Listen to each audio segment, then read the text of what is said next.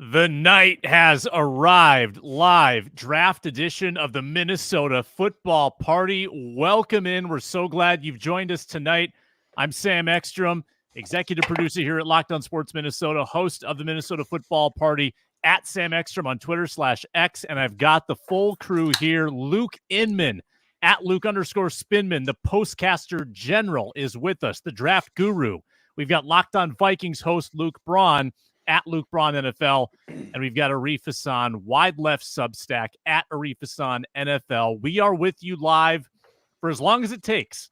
If the Vikings pick at 3, if they give up the farm to get Drake Maye at number 3, we will be here to react to it. If they have to pick through number 23 and then trade back to 32 and take Lewis Cine again, they'll just take him again. They'll just get to start the rookie contract over. We will stay until that moment occurs on the Minnesota Football Party. Load us up with your comments and questions and snark and do whatever. This is a lounge. This is a place for you to vent and hopefully celebrate as this draft is about to get underway. Luke Braun, Locked On Vikings host, kick us off with a word. The draft starts in 13 seconds, according to my screen. Well, so something mystical and magical has happened to me since last time we talked, and I need help deciphering what it means. I got stung by a bee about an hour ago. Great. What is news? Are you allergic? Yeah. That's Great. a sign. So, but we'll find out. Arif's eyes lit up. Yeah. We'll so what does find it out mean here. though? What is that a sign of? what's the That's omen? clearly a What's sign the for omen? Yeah, what's that's the a sign. omen? Right. Well, there aren't any quarterbacks whose name starts with D, right? I'm trying to. No. Sam said Georgia Tech. I looked it up. There's nobody. Right. Georgia Tech. I don't think. Right. I don't think there's any. I mean, you're the consensus board guy, but I don't think there's anybody in the top like 400. What about Cooper Beebe in a later round? Yeah. Oh, Hey. That could be it. Whoa. All right, lock it in. Cooper There are Beebe. so many people Universe in has told Detroit. me. 150,000 I read in Detroit right now for this live draft. That is Yeah, incredible. They sure they aren't excited shut about the- basketball. They shut the doors pretty early, and like stop people from entering at around like 2 p.m. Oh my gosh. So when's that coming to the bank? When's that Somebody coming to said US maybe. Bank? Somebody said maybe Stingers. Oh, I feel like That could pretty be it. late, probably, right? But that would be fun.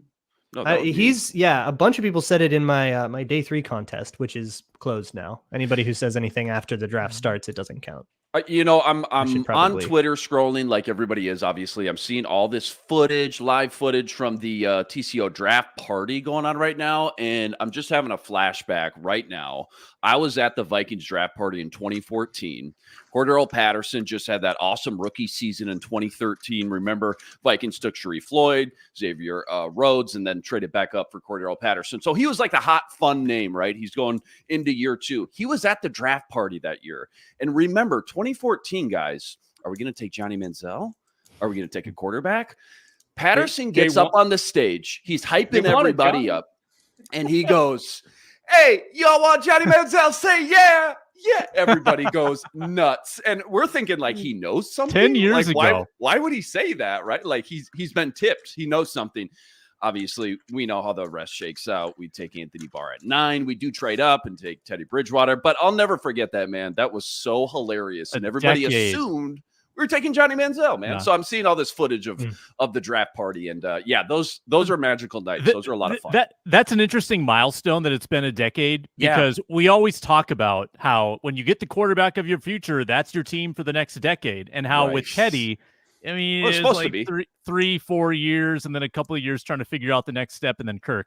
It's never your blank for a decade. It's just such a stupid phrase that we use. I know. Yeah. I know. A decade ago, we were drafting Teddy Bridgewater. Like we've gone through some things. Since then. We've been through some stuff. We've seen some stuff, right? We've And seen think that about was even a like long time ago. Think about even like the number 1 overall picks. What the Colts have gone through with Andrew Luck, obviously. What Trevor Lawrence right now? He's going to be a free agent, I believe, next year. What if he becomes a free agent? Like you just never know, man. There's so many ebbs and flows. And Kyler Murray, number 1 overall pick. Ups and downs and whatnot. But yeah, you never know. But you're right, Sam. The blanket statement of this is our guy for the next decade. So rarely does that end up coming to fruition the way we think. Yeah. Let's paint a picture quickly before you jump in there, Braun, because I'm sure we'll throw the audio up somewhere. We've got Luke Inman with a picture, a framed portrait of Mel Kiper over his Nice. right shoulder. Yeah, the Godfather. Dig it. Just staring, a 1,000-yard stare right at me. I've got the fire going tonight. I'm anticipating big things, some hot takes perhaps. We've got I should Luke get a better Braun with book. his gnome. Yeah, I should get a better book. what do you have right now? You've What got are a the gnome. options? I've got a number of options. Arif is in This his sterile like man He's cave. he's in the bunker. But He's in the bomb wait, hold on. shelter. I am wearing a different shirt than I wore this morning because I didn't Oh. like how that cream-colored shirt looked on camera. If I'm going to be honest. Also, I shaved Thank you. since then. We're good. We're good. So, I mean, we've This is a great. big night here. we've got It's a big growing night. and expanding audience right now. Thank you all for joining us live. By the way, Machu Meech, we love you, man. We are going to hit this button so hard. When news comes in. let's- Burrito Bill asked, when was the last time the Vikes drafted a QB in the top 10 ever? When was Tommy Kramer? Well, Culpepper was 11. If was I'm not 11. mistaken. Ponder, I believe, was 11. Ponder was 11. 12. Teddy yeah. was 32. 12. J.J. Watt, one 12. pick before Ponder, I believe. Not one pick Nice. after. One after? No. it wasn't So after, was it? Tommy Kramer's the only other first-round quarterback. I should use that tab. Let's establish a quick set of rules before this thing starts about spoilers. So this is what I would suggest. Okay. I think that if we Sam, get I would news, like to not worry about that at all. 27th, just hear Tommy me out. Kramer, by the way. So never, Burrito Oh, Bill. never. That's never, never happened. happened. No Burrito top Bill. 10. No top 10. Hear me out. People care about this. So I think that if we see reports of different trades and whatnot, we just go with it whenever we see it. But for the Vikings pick, let's just let people enjoy it with the commish. How about that? I hate that, actually. You don't need I to. couldn't care less about spoilers, but I'll do what people want, I guess. Yeah, let's. What does the chat think? Actually, I'm curious about Yeah. that. Chat. Yeah, they're the ones who care. Thank you. Do you Yeah. want spoilers of the Vikings pick? Luke Braun got roasted.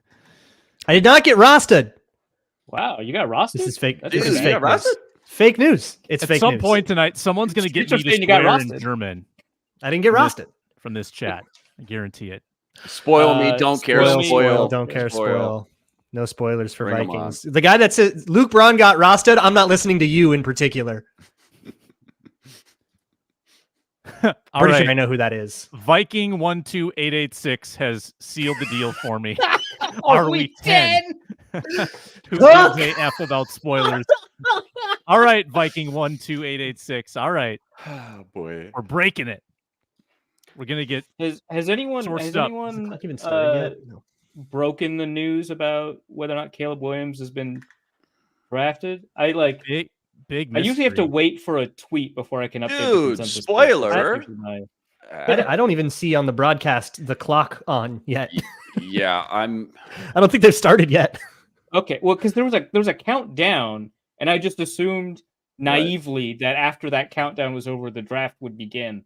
Well, You got did these two Goodell come commercial out on the breaks before stage they and do say the anything. draft is Right. officially open yet? Did he come out on the stage? Yeah, we're and we're declare officially we're in open? our Have we booed the commercial commissioner? kickoff return touchback commercial. The commissioner's point of talking to view. Eminem on my screen. A likely pair.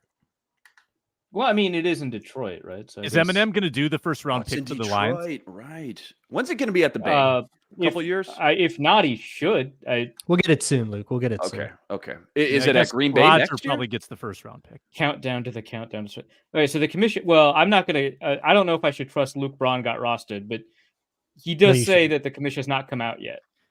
Counting down to Goodell. No. That's a No great liar. comment. Alexander Oh from my gosh. Denmark. We love you. Wow. Oh. Counting Shout out. down to Goodell. Yeah, Love shout it. out European people up at ungodly hours to watch yourself get disappointed. They bleed. Yeah, I think You guys both our bleed. Discords have some Europeans just kind of lounging in there, Yeah, trying to figure that out have ways been to up stay for awake. like 23 hours. Yeah. Fake spoilers, says Blimbin. Yeah, we can get into that game too. So fakest draft in spoiled Detroit picks. this year, Green Bay next year, and that's all they've kind of determined at this point. Hopefully, Minnesota in the next handful of years, you would think. Keep it Go NFC down the North. whole NFC North. Yeah. Eminem is on the stage, and he's going to rap "Lose Oh, Yourself." Here's Goodell to kick saying off that the draft. The Bears are now on the clock. The And then Bears they'll use forfeit their every pick. second of that clock to make sure that the broadcast can milk it for all it's Yes, worth. They will. I'm gonna throw a text quick Brown. 2-minute Honestly, commercial in there. I probably would too. As much as I hate on it and roll my eye, I probably would too. If I was that GM or in that Makes war room, money. I'd probably squeeze every last second I could out of that. Honestly, they probably turn the card in right away, and it's just the That's NFL true just, too. like, They milks might. it. Yeah. We sold ads for this. Yeah.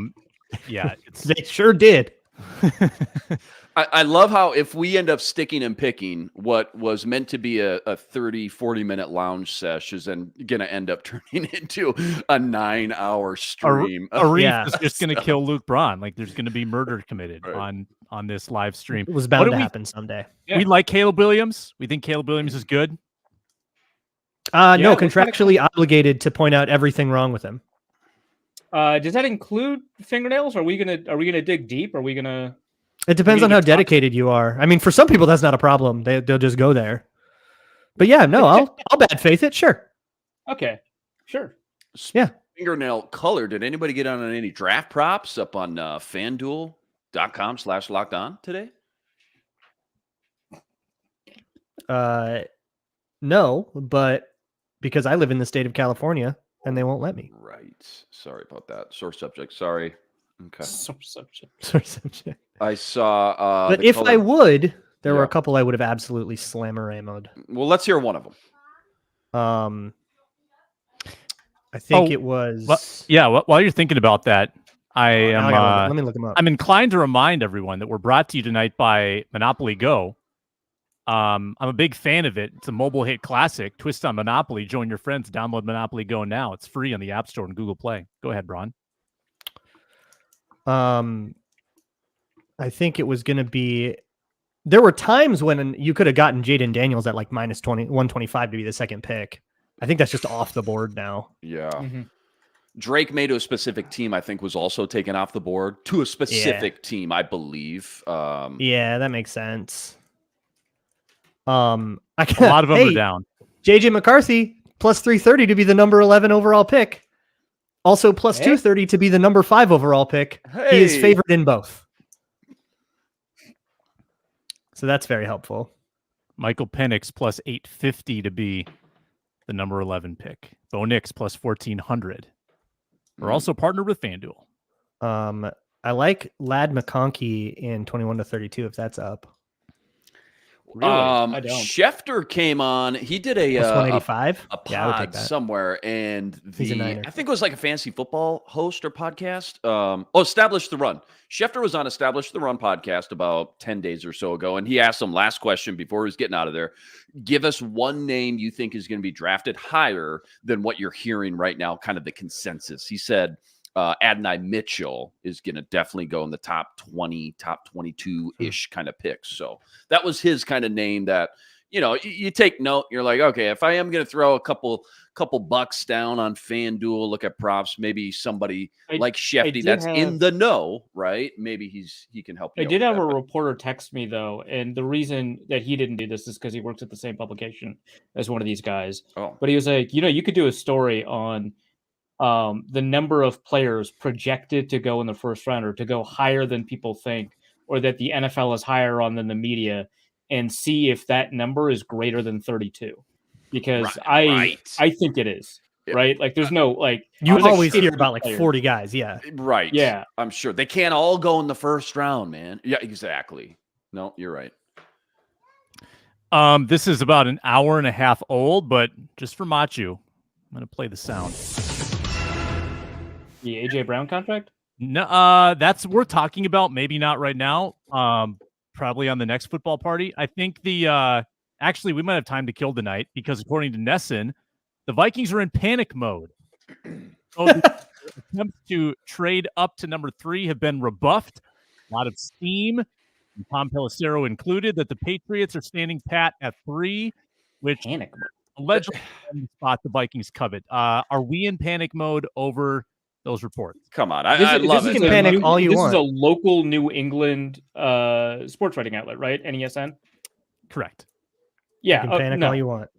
Yeah, it's whatever. I love it. Like these the guys, Vikings their sole job have- for the last 3-4 months is this is all they do is go through every single projection and avenue of how this could all shake out, and all of a sudden, Yeah, 9 then they minutes into panic. the draft, Could you're you in panic imagine, mode? like, Come on. they spend like 5 months, and the whole time they're like, should we go over another scenario where we don't? Nah. Nah.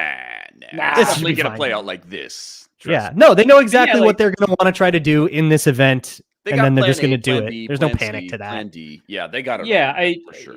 I mean, Kwesi's been very open about this. Ian Presser's about like, hey, here are the scenarios that we mapped out, and Mhm. he talked about like 4 scenarios, and obviously 3 of those 4 scenarios are not trade up to number 3 to grab a quarterback, right? Right. Like, I feel like they're all very comfortable with that. Like, I'm sure they would prefer to be able to trade up, but I'm confident they're very comfortable with that scenario where they don't trade up.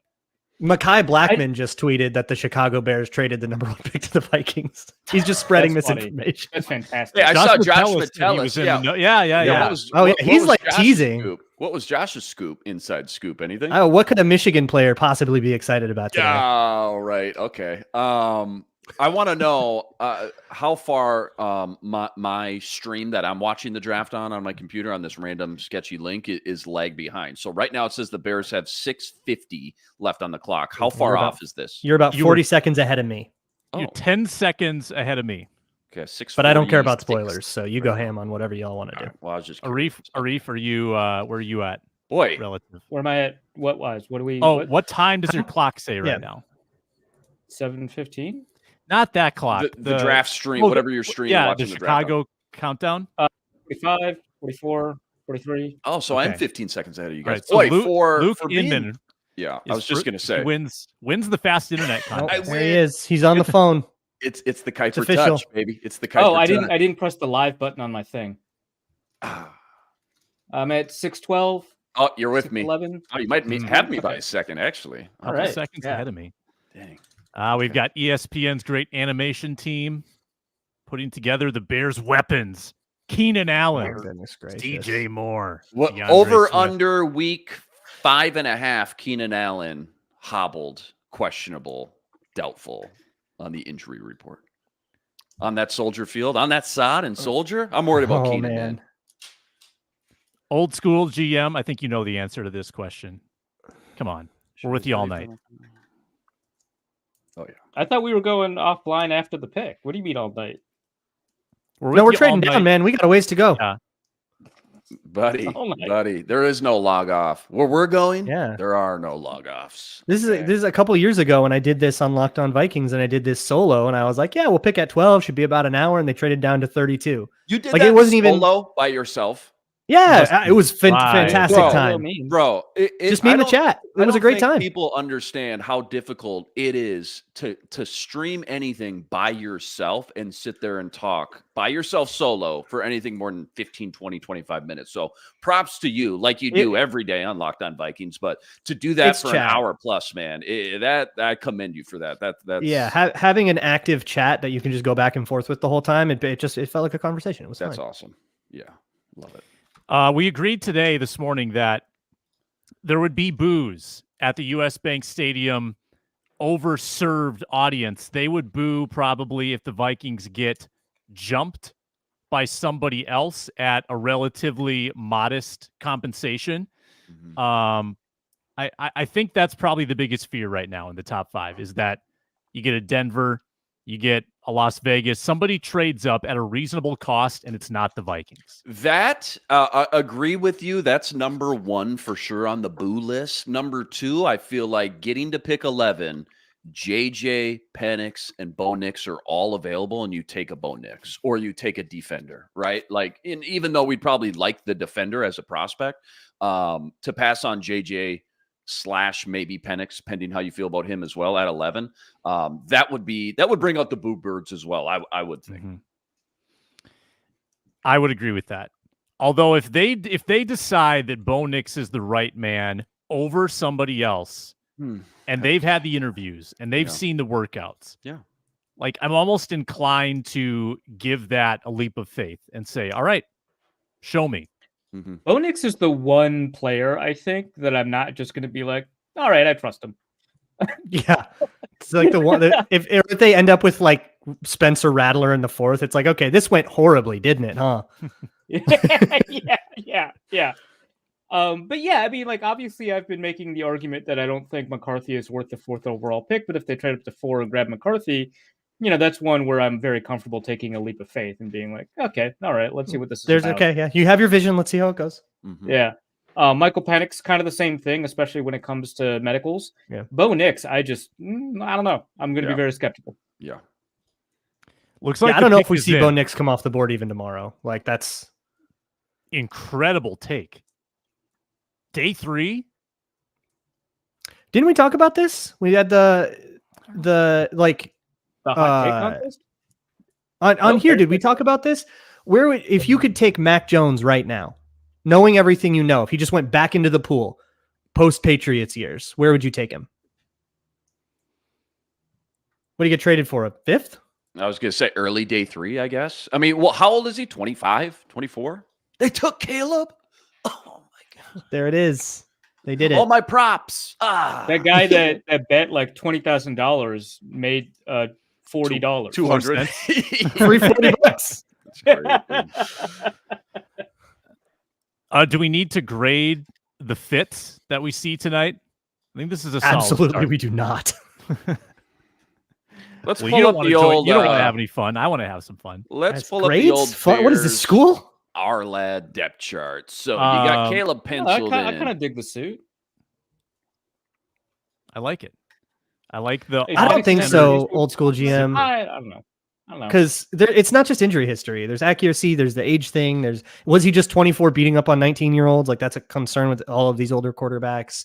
And it also was like there's mechanical spotty. issues to be concerned about, right? Like he missed a lot. Mm-hmm. It's a problem. Now the question becomes, what's Chicago pick 9? Because they don't have a lot of extra ammo now after these 2 top 10 picks.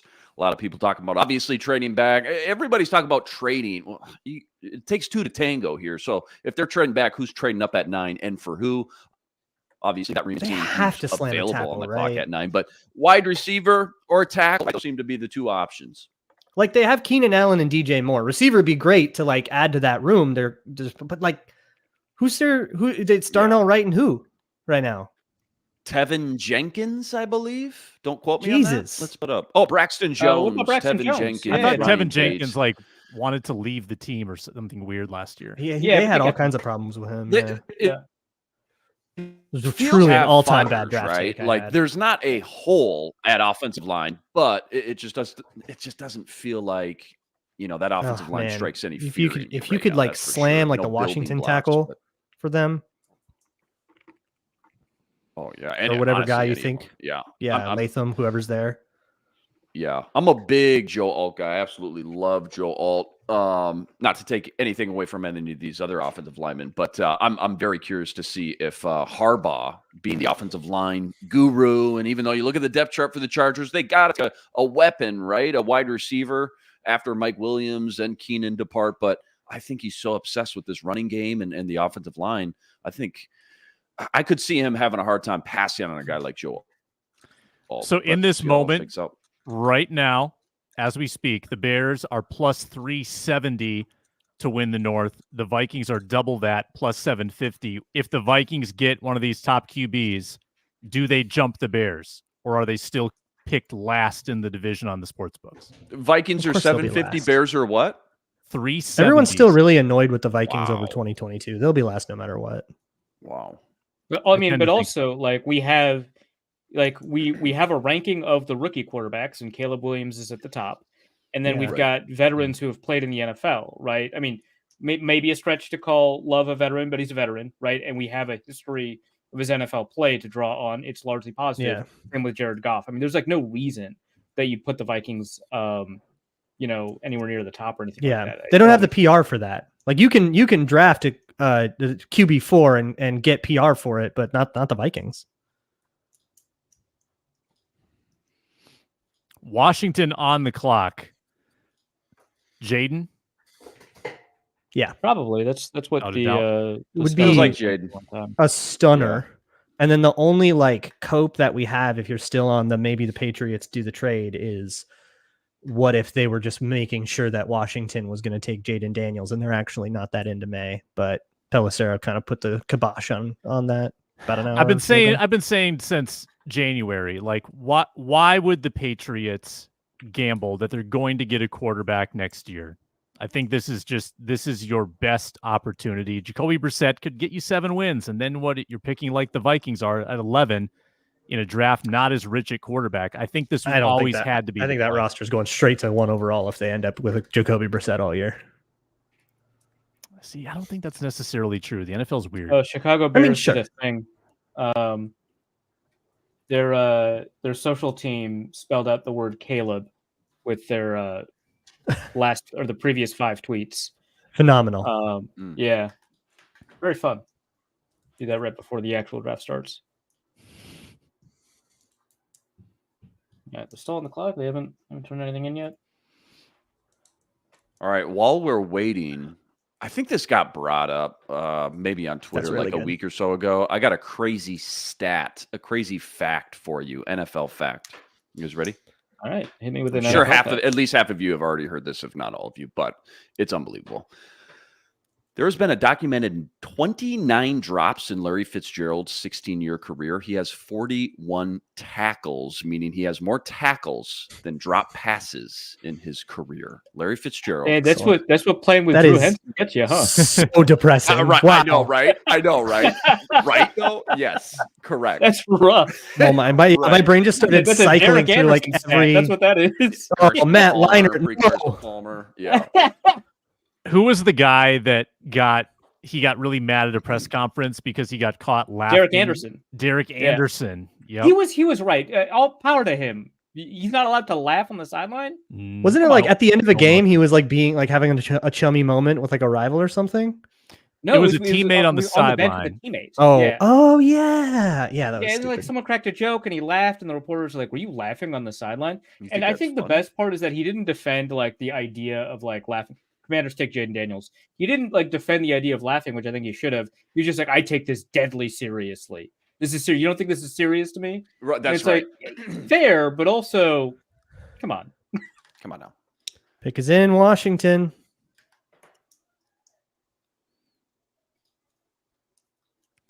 Yeah, it's going to be Jaden. It is. I think Arif already spoiled it. So. Oh, we got it. It's Jaden. Glad you all listened to my story because in the middle of it, I stopped myself and said, I heard it. That's cool. No, it's cool. Alani brother. I heard you, bud. Alani brothers. All right. Alani brother. What are you sipping on? The grape over there? What do you got? Seeing the ticker turn black and that the Raiders traded up here is going to hit like a truck. Don't even. Oh, my God. Well, if they were going to trade up, it feels like it would have been for Jaden. By the way, nobody, and I'm talking to Arif and Luke Braun here, nobody wanted to tell me that when I hosted the show last episode, what was that, on Monday? Because of my Timberwolves mind that I have going on, I kept calling Jaden McDaniels at least 17 times throughout that episode. I didn't know. You guys just texting each other going, let him go. Let him go. I felt if I were to keep saying it, at a certain point, it would get rude. 13 comments, 9 of them. This guy really going to call Jaden McDaniels this whole time, dude? Hey, man. I mean, who's KD, but who's higher in the power rankings right now? Really, it's probably Jaden McDaniels. It's probably McDaniels. That's probably that guy's a proven winner. Yeah, proven winner. Teammate, 6 man of the year. Nas Reed of the Wolves. Yeah. He's like their defensive stalwart. Shut down. And Rudy, shut down corner. Shut down corner. Him and Rudy Gobert are really good on D, yeah? Yeah. Oh, yeah. Yep. Rudy's at the rim. Unreal at defense. He's like the defensive player of the league. Good. Right? Boring. Like, let's gloss over this because it's just not sexy and fun anymore. It's just boringly great. Elite. So now it's pretty real, guys. Now pick 3 is here. Patriots are going to be on the clock. All signs point to them keeping this pick. This is the pivot, right? So. This is the pivot. This is the draft starts now. The draft starts at 3. They're not going to go McCarthy. They're going with May. So then you're stuck. It's going to be who? Oh, God. May. Thank you. Don't do it, Sam. Somebody. Don't do it, Sam. Oh, wow. I have that locked and loaded. My life is worse now, actually. Well, now mine is better. Oh, Knowing man. that. That's phenomenal. I am as the Do we days just get gone hit with on, a copyright? Are we all freezing now? Do we freeze up? No way. 3 seconds. You got 3 seconds. Okay. That's what they call a drop in the business. That's a drop. Anyway, Justina says it's May. Okay. We're there. Yeah. Made it. Now, do you think you could give Crafty a call and say, what do you want for him now? All right, you took him, but like, let's pull a Eli, Phillip Rivers. What do you want for him? Be real now. You didn't really want him though, did you? I mean, May will Shefty's now refuse. saying He'll 0 say, "I chance want to to trade play him. for my high school coach, and that's the only man I'll play for." That's the Josh only guy I'll McCown. play for. Yeah. Yeah. No, Shefty says 0 chance they trade. So, I mean, we're done here. I think Jaden Daniels is going to be awesome, by the way. 6'4", 210, can run 40 to 4 TD to INT ratio. He's going to be really good. Yeah, he's going to be fun in fantasy football. I'll tell you that.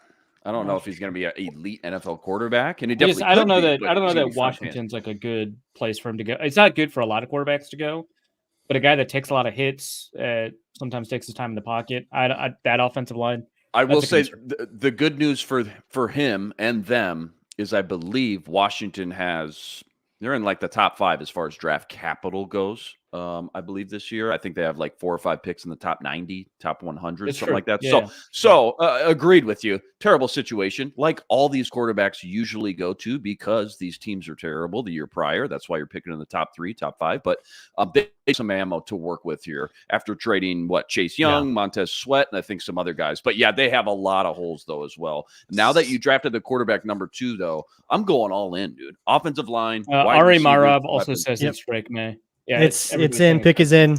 They did it. Okay. Was always difficult to see them moving off it, but like the reports really got me going. That like, whoa, maybe they are thinking about it. But no, I tricked myself because this morning I said like it's hard for me to imagine they'll actually pick there because they didn't seem actually that bought in. Like if they keep on advertising the pick, it really feels like they're not bought into Drake Maye. But yeah, I guess I'm wrong. So Drake Maye. How about this sexy connection for the next decade? I'm getting roasted in chat. Drake Maye to KJ Osborne. 30, 20, 10. So the chatter, Luke Braun got roasted saying that they're annoyed with Kwesi, presumably obviously because Vikings didn't trade up to 3 to get Maye. I mean, it very much sounds like the Patriots were driving an insane bargain. Like, I don't know. Yeah. Like, would you have been okay if the Patriots demanded 3 firsts and Justin Jefferson? Because I wouldn't have been okay with it. Yeah, no. And just really depends on if we ever find out like what the offer would have had to be. I was going to say I can't wait for the 30 for 30 or like the rumors to come out later about like what the actual realistic offers were. I wonder if too like it didn't feel like they were in love with Drake Maye until they found out KOC and the Vikings were in love with Drake Maye, and then they're like, oh really? Well maybe we should be in love with him too. Maybe we should take him. Okay. If Justin Jefferson was part of a deal, what more do you think you would have to include?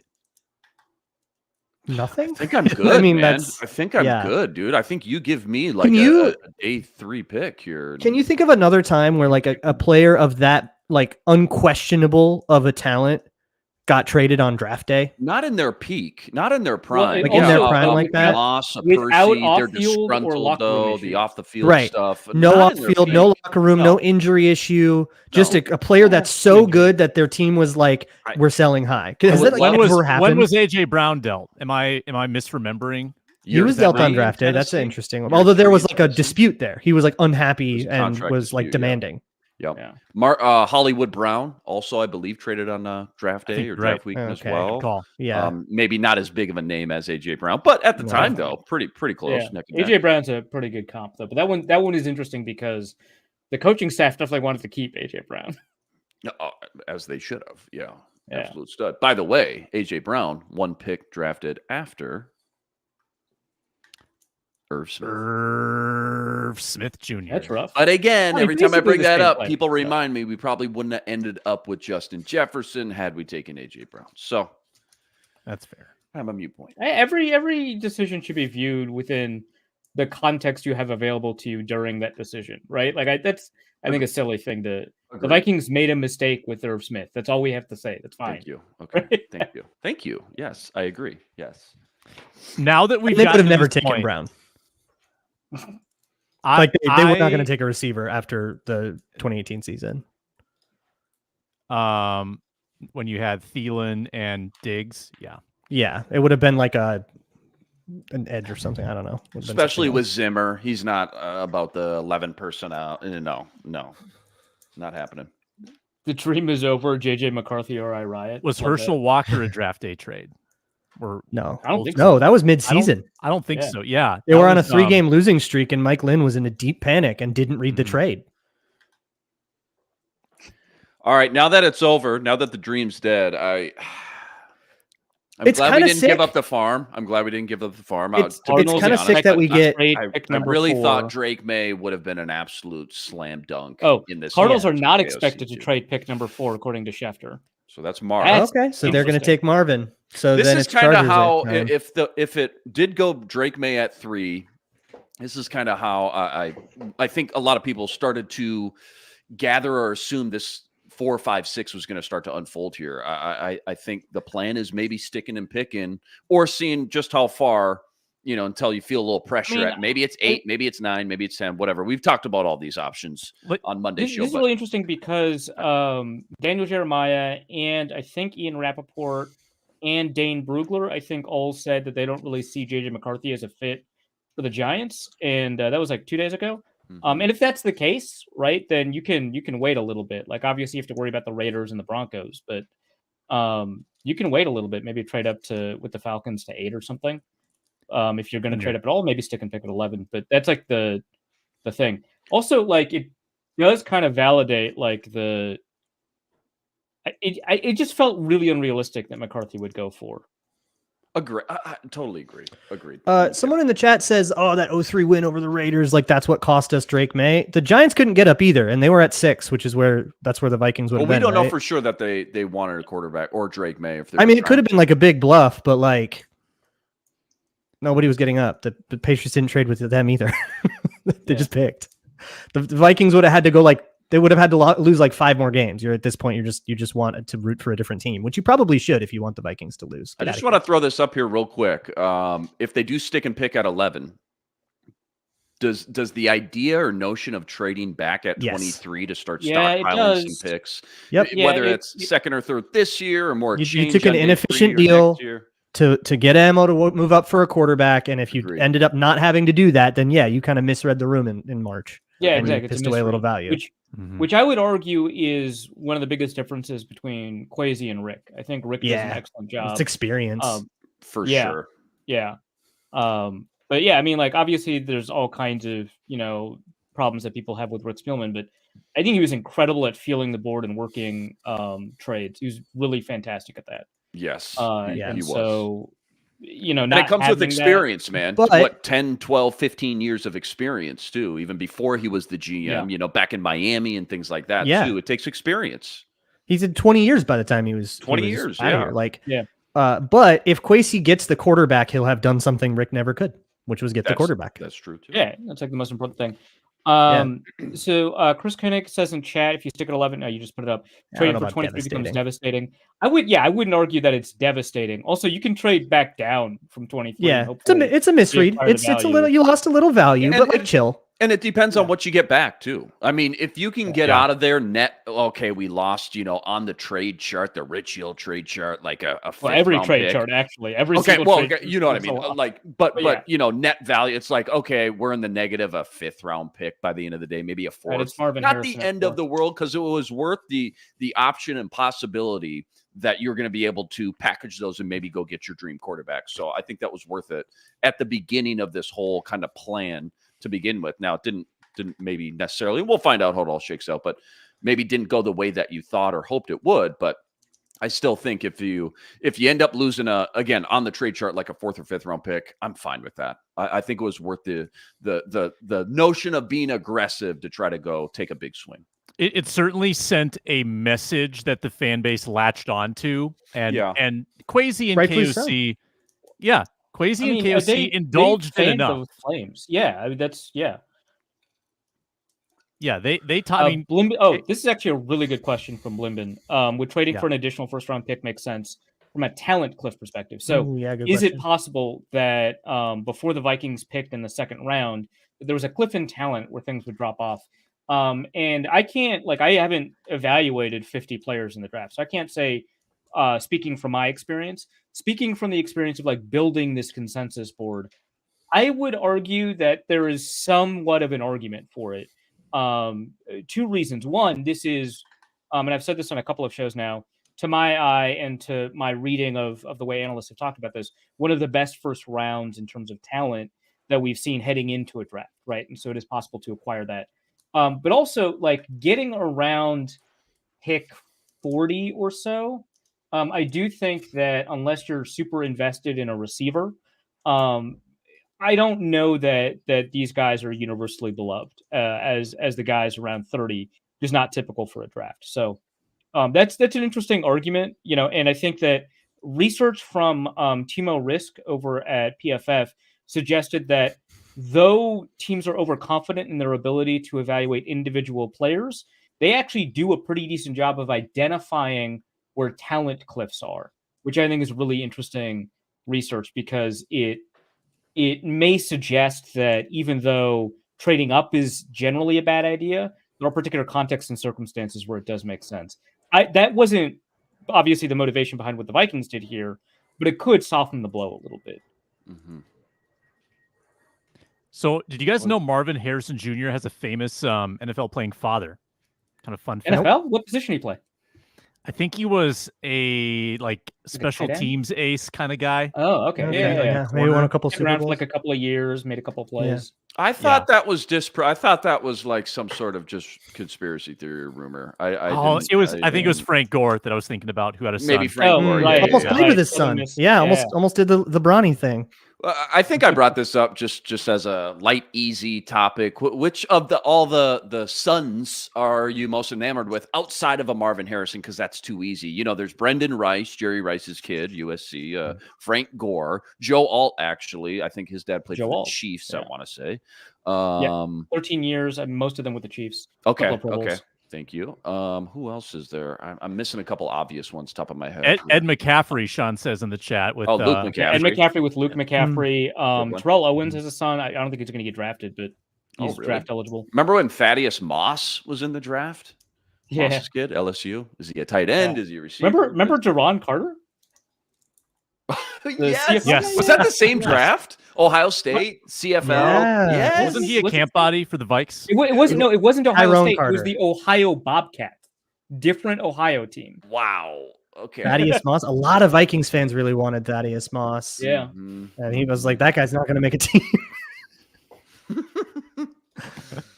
See, I still haven't. Random planet. Why not run with Darnold at age 26 instead of drafting a nearly 24-year-old Penix? Probably because Darnold is not. I just don't think Darnold's great at. It's in a 1-year deal, because they don't like him that much. Right. Yeah. So that's the thing. Because the 1-year deal itself isn't all that interesting. It's what it signals. But yeah, the range of potential outcomes for Sam Darnold are very narrow. The range of potential outcomes for Michael Penix are very broad. They're probably narrower than they are for J.J. McCARTHY, right? He's 21, but it's still it's not just an age thing. It's what do we know about their capacity to play in the NFL? And for Michael Penix, it is a lot less. We have a suggestion of how they'll play. But for Darnold, we've got a lot of information. And I'm really high on Darnold relative to kind of his reputation.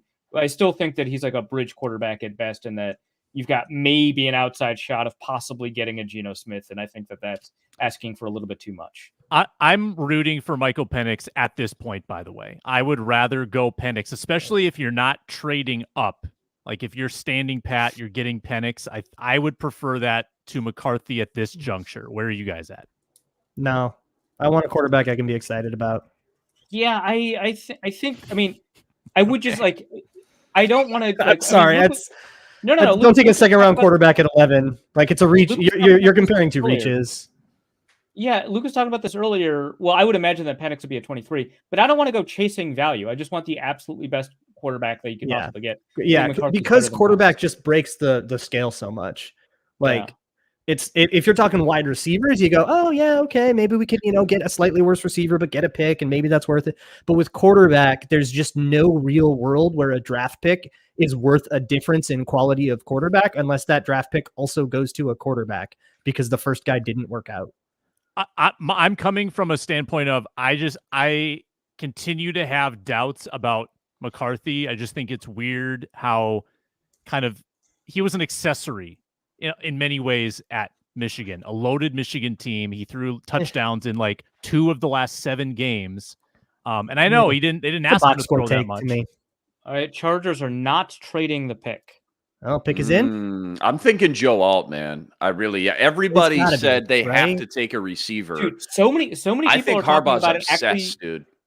dude. So many people are talking about it being J.C. Latham. It could be Latham. No, I heard Latham is like one of the hottest risers of the last 72 hours or so, according to Brugler called him the strongest player in the draft. Yeah, so if the Giants just slam McCarthy here, I think we're storming TCO, right?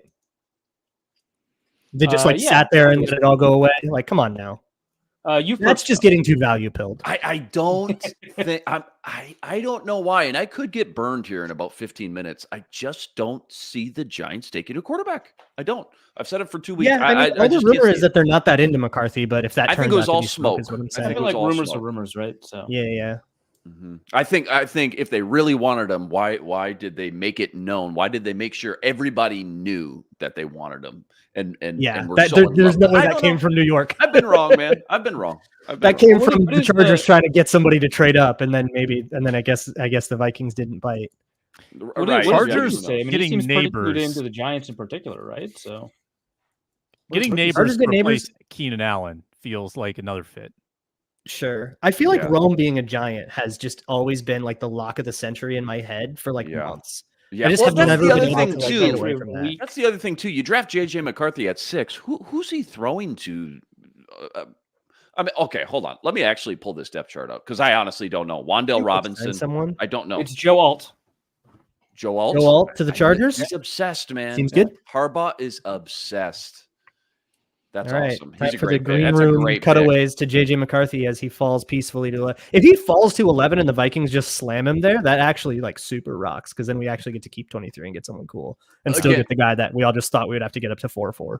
Again, Pitchfork Nation comes out though if J.J.'s on the board and Penix or whoever all these quarterbacks and they take Quinyon Mitchell, even though I love Quinyon. At least what that would be like a take. At least that would be like we see these QBs and we just don't think they're good. It's like, okay, that's an opinion. You're running with it, whatever. But Carter, man, we really just love JJ McCarthy. But our first round picks, it's like, come on now.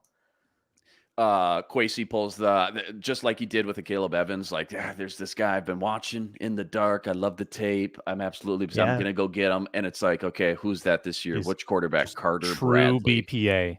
True BPA. And he really has been a pretty BPA in early rounds as a GM. I mean, they didn't need a wide receiver when they took Addison. Mm-hmm. They didn't need a safety when they took Lewis Seen. Like he has kind of followed that as a philosophy, I would say, thus far. Mm-hmm.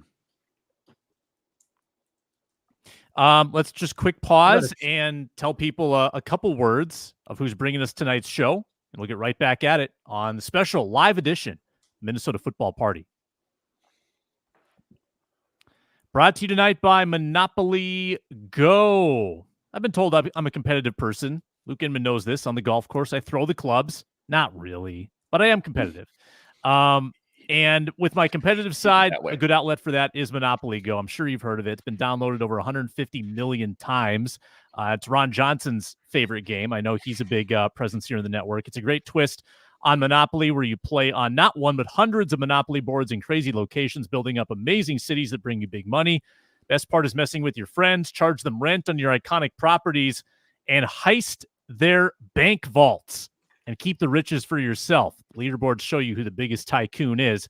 Download Monopoly Go for free in the App Store or Google Play. We're also presented by FanDuel.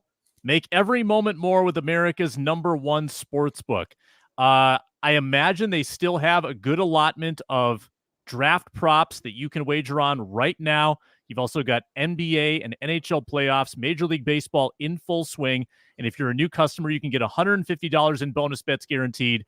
$150, win or lose. Bet on everything from slap shots to home runs to slam dunks. It's a safe, secure, easy-to-use app. FanDuel.com/lockedon to make your first bet an automatic win. FanDuel, America's #1 sportsbook.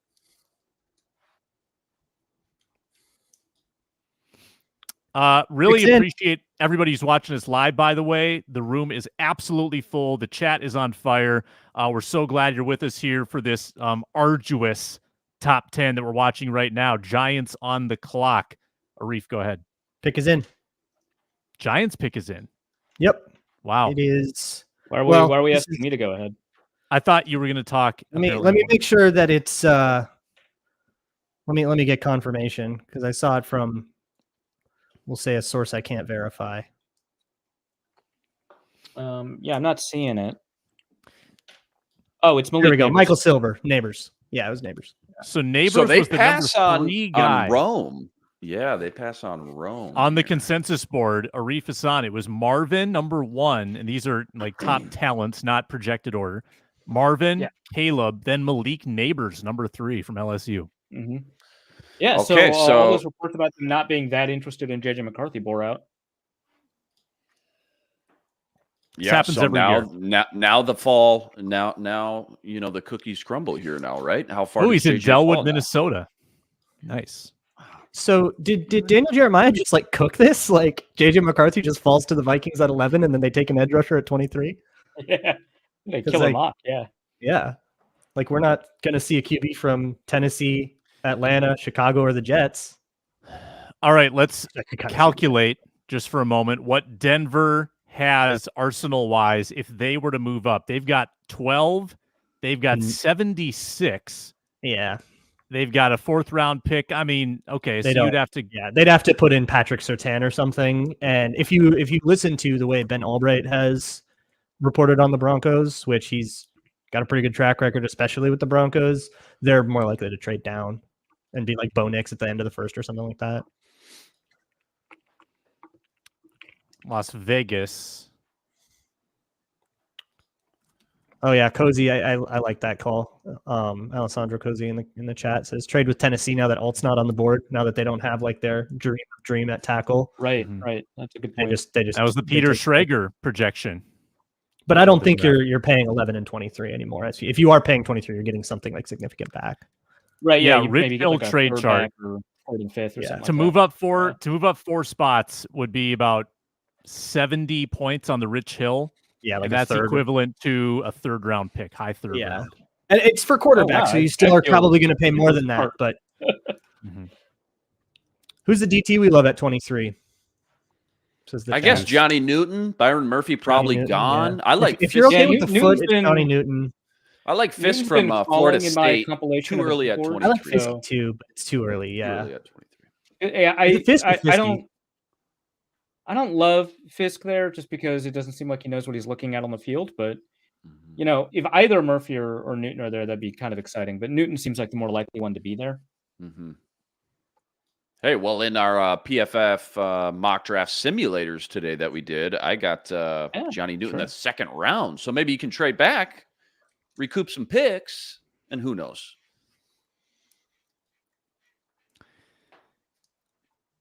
In today's projections or our mock drafts via PFF today, I had the scenario where the Vikings stayed.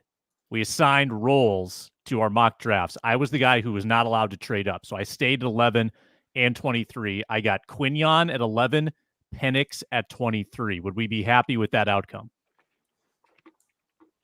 Was J.J. on the board at 11? No. He was gone to the Giants. Okay. Yeah. Then yes. I two good enough players. Sure. Yep. I would like that. If they do get a legit quarterback at 11 or 23, it does take some stones on Kwesi's part to have the faith in the board that he can sit there and still get the guy, because he's got to get the guy. He has no choice but to get a guy in this round. That would be impressive cojones on his part if he can wait it out and get exactly what he needs. I think that'd be a feather in his cap. It's gotta be, man, can you imagine being a fly on the wall in that war room? Any of these war rooms, really. But, what's fun is that we've covered this Vikings team, obviously, this entire draft cycle. They got to be, of all 32 teams, one of the more intriguing, war rooms, if you could be in there and be a fly on the wall. Those conversations that have gone down with the third pick and maybe moving up, and now, whether it's J.J. or Penix, are they going to slide? But you're right, Sam. I mean, it's got to take a lot of conviction to stick and pick now at 11, knowing that one of those quarterbacks, and clearly they favor one over the other. That's just how it works. But one of them could get sniped. Most likely J.J. Yeah, and let's look at the Vikings roster situation, too. They don't really have a wealth of a pipeline because of the last two drafts. I know we've all ripped the 2022 draft at length. We're still kind of waiting on the verdict on 2023, but being able to add 11 and 23, that's a pretty good outcome for this team building as well. I know that the quarterback is everything. Got to get the right guy, but getting another first-round talent would be pretty large as well, and that's one more area you don't have to fill in free agency. So I think areas you could argue they failed to address. What, 6 day 3 picks as well? 4 2/5, 2 7s? 7, I think. 7, right? 2 4ths, 2 I think 5ths, 7. 1 2 4s, 2 5ths, 2 6, 2 7s, or 1 6, 2 7s. Yeah. You're asking what they have in I capital mean, this year? Yeah. They've got 2 4ths, 2 5ths, 6, 2 7s. Yeah, just to your point, Sam, you're right. The depth chart and the roster needs a lot of replenishing, especially just depth areas, if nothing else. And to have these 2 firsts to be able to go bang, bang like that, get 2 hopefully premium talents for the next 5 years, but also 7 day 3 picks. And of course, I know all the numbers and analytics and stats. Yeah, maybe only 2 of them at best are going to pan out, but they need some of those picks. They got to hit on some of those picks as well. All right. Should I hit so I'm gonna well, pick is in for Tennessee. Oh, pick is in? Okay. Well, pick is tipped. Pick is tipped. It's Latham. I mean, that suggests they're not trading. Yeah. It's Latham. It's Latham. So they just took the other tackle. That's fine. Yeah, I'm sure they wanted Alt, but this was a good consolation prize for them. Atlanta, very into a trade down, I feel like. I would imagine. I'm sure. Yeah. Is Denver calling right now? Is Vegas calling right now? We always talk about Denver and Vegas. I think the other 2 sneaky picks, and there was some rumors that the Rams really wanted to get into the top 10, apparently, not for a quarterback. I don't know what that means. Is that replacing a guy like Aaron Donald, perhaps, or a skill position player? I have no idea. But, we talk about Denver moving up, leapfrogging. Minnesota, you got to worry about. We talk about Vegas all the time. Who else is on the radar? Because I know Seattle feels like that could be a potential. I know they just traded for Sam Howell, so maybe not, but that feels like a potential pick. And then, maybe the Rams at 19, maybe that's smoke. Who else in here could potentially leapfrog? Charles Robinson confirms. Okay. Colts, no. Saints. Latham's huge, man. Bengals, no. He's 6'8". It's crazy. Or no, not 6'8". That dude can play. I never watched Joe. No, Latham is 342 pounds. He's got like 35-inch arms. It's crazy. He's like an 84 3/8-inch wingspan. Nuts. And what's crazy is that he is by no means the largest by frame player to go in this first round, right? Like it is a nuts class. But he's huge. Yeah, 11-inch hands. You're right. Yeah, 35 and an 1/8 arm, 84 3/8 wingspan. Holy smokes! At 342, check what out a good monster! Right tackle, they're thinking. Wow. I mean, what if you play strictly right in college? Usually, you don't switch to left right away. But I wonder if they probably not. He started pretty early. He started as a true sophomore, right? Latham did, and so he's only has like 2 years of experience. In college at right tackle. I don't know what he played in high school. So it might just be the case that they're like, hey, maybe the habits haven't set in. We've got all offseason to train him into whatever position. So it could be the case that because he wasn't like a 4 or 5 year starter at right tackle, that they're not as locked in. But I think that it's probably right tackle. Boy, they desperate. Have you looked at their offensive line depth chart? I know they took Peter Skornarski from Northwestern, top 10 last year. They desperately needed another offensive lineman, like a blue chip guy they can start building around because it is bad. Andre Dillard, I think they're starting, or started last year. He was atrocious. He was terrible. You got a young quarterback. You invested a lot of ammo in last year in Will Levis. You got these weapons now, Hopkins, Calvin Ridley. You got to get some protection up front, man. Would they sign Tony Pollard, I believe, and then they have Taj Spears. So, yeah, So this is kind of interesting. So Latham originally played nose tackle in high school, which makes sense given he's 342 pounds. But because of injuries on the offensive line when he was a sophomore, they switched him from nose tackle to left tackle, which is a crazy thing to do for a sophomore. And he just stayed at left tackle in high school the entire time. So it's like, all of that's like there. So Skull Buffs left tackle raises as a the sophomore concern. at IMG Academy, by the way. Yeah. Yeah. Chicago's a worrisome spot here at number 9 because they obviously have their quarterback. Yeah, this is where the Raiders would go and they would leapfrog. Assets. They could really stick it to Minnesota with a trade down with a Denver or a Vegas. That's got to be that's the scare right now. Would they be unwilling to do business with Minnesota? I think the answer is probably. I would think so. In the world where doing business gives Minnesota a quarterback, I would think so. The other in-division stuff I think tends to be overrated. We obviously had the discussion 2 years ago, but when it comes to a quarterback, Blimbin, I don't know that if you followed this show, I've had some bad run-ins with foreign words and putting them on the screen and trying to pronounce them. I'm not gonna. It's the name of a Pokemon he just put in there. Okay. Neighbors. All right. Yeah. Which he misspelled. All right. Yes. Would not have known that. That looked German to me. So That's concerned. Fine. I didn't expect you to know names of Pokemon. I've never watched an anime in my life, so I'm surprised I knew that. That's true. Yeah. That number 8 pick should have been ours for tampering. Yeah. Sure, that was going to happen. Of course. Super responsible expectation. The NFL will announce it on Monday. Like they'll I think they intentionally just get whoever Atlanta picked. They'll pick Romo Dunze and be like, nope, that guy's a Viking now. Sorry, guys. Yes. That'd be sweet.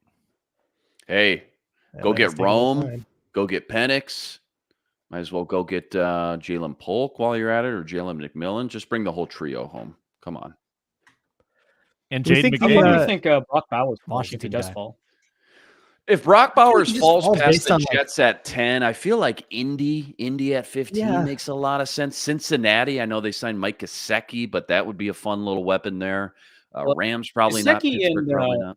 And Bowers have I feel like different uses in the offense, right? Like because Bowers is like this crazy H-back type, shorter tight end, a lot of yards after the catch. Mike Gesicki, obviously an insane athlete, but they kind of just send him downfield, right?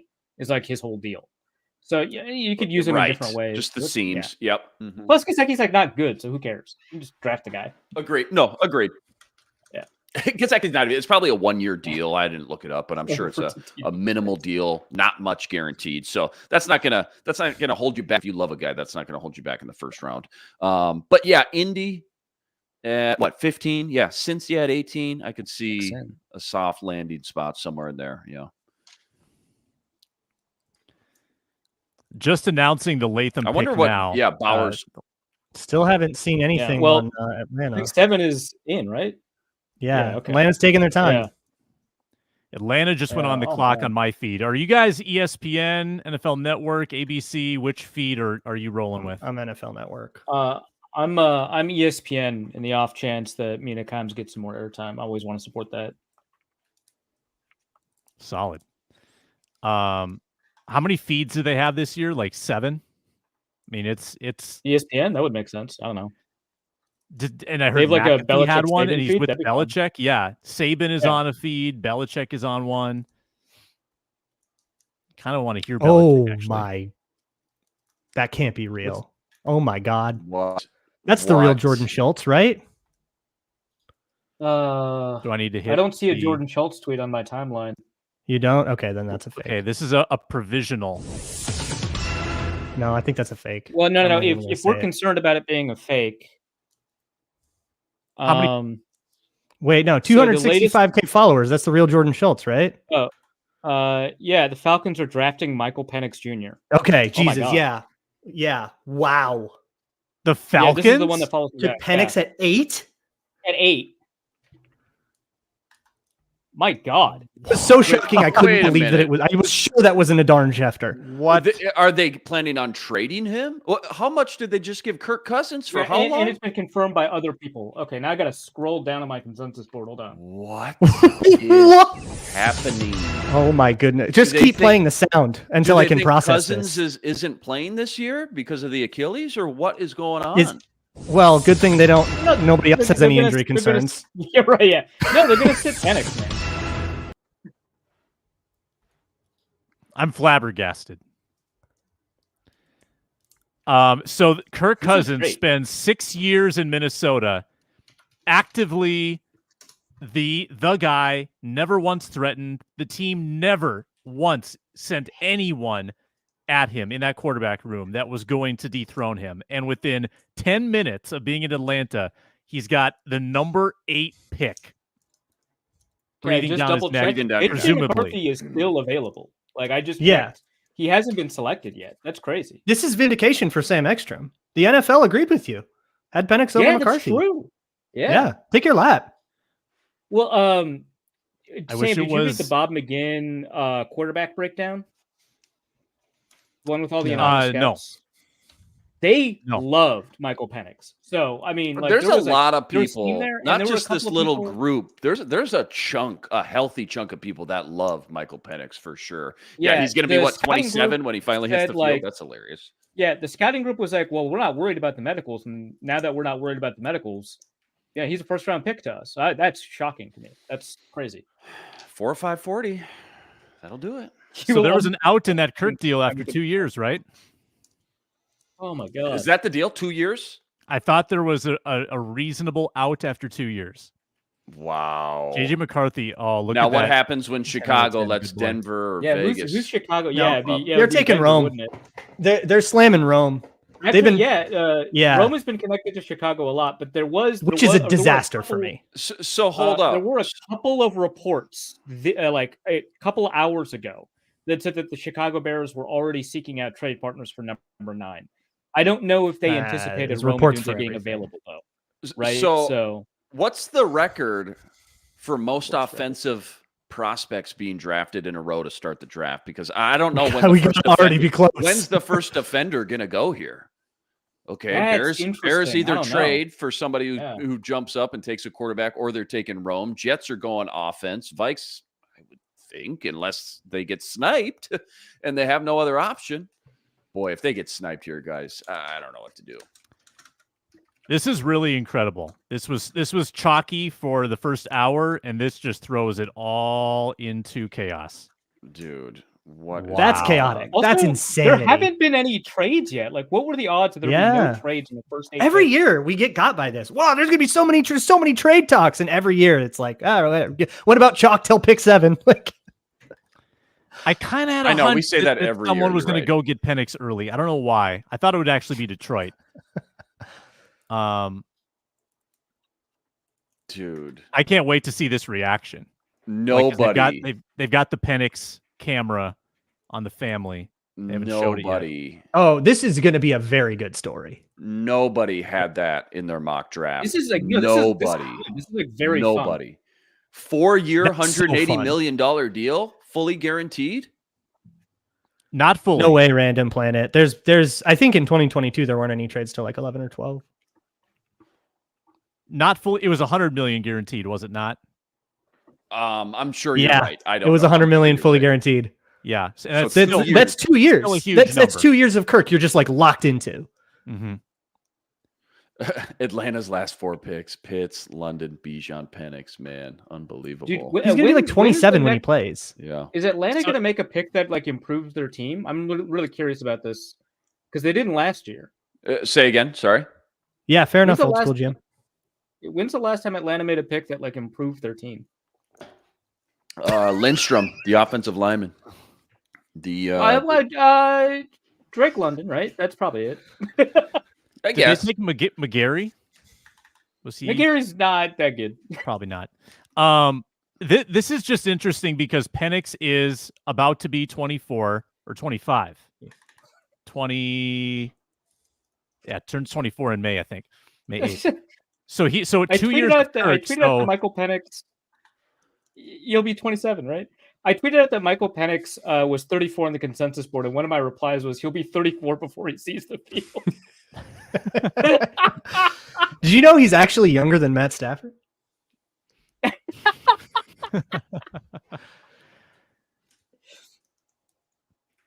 That's really interesting. That's so good. Does he become?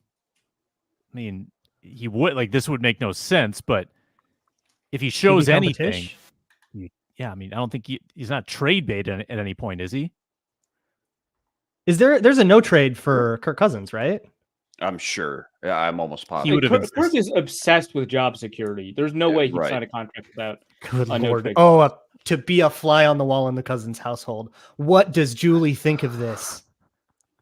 We heard Kirk swear in training camp a couple of years ago, right? So we know that he's capable. He is capable. We've heard. I'd say we got 3 or 4 Kirk swears. Looks like it's Rome.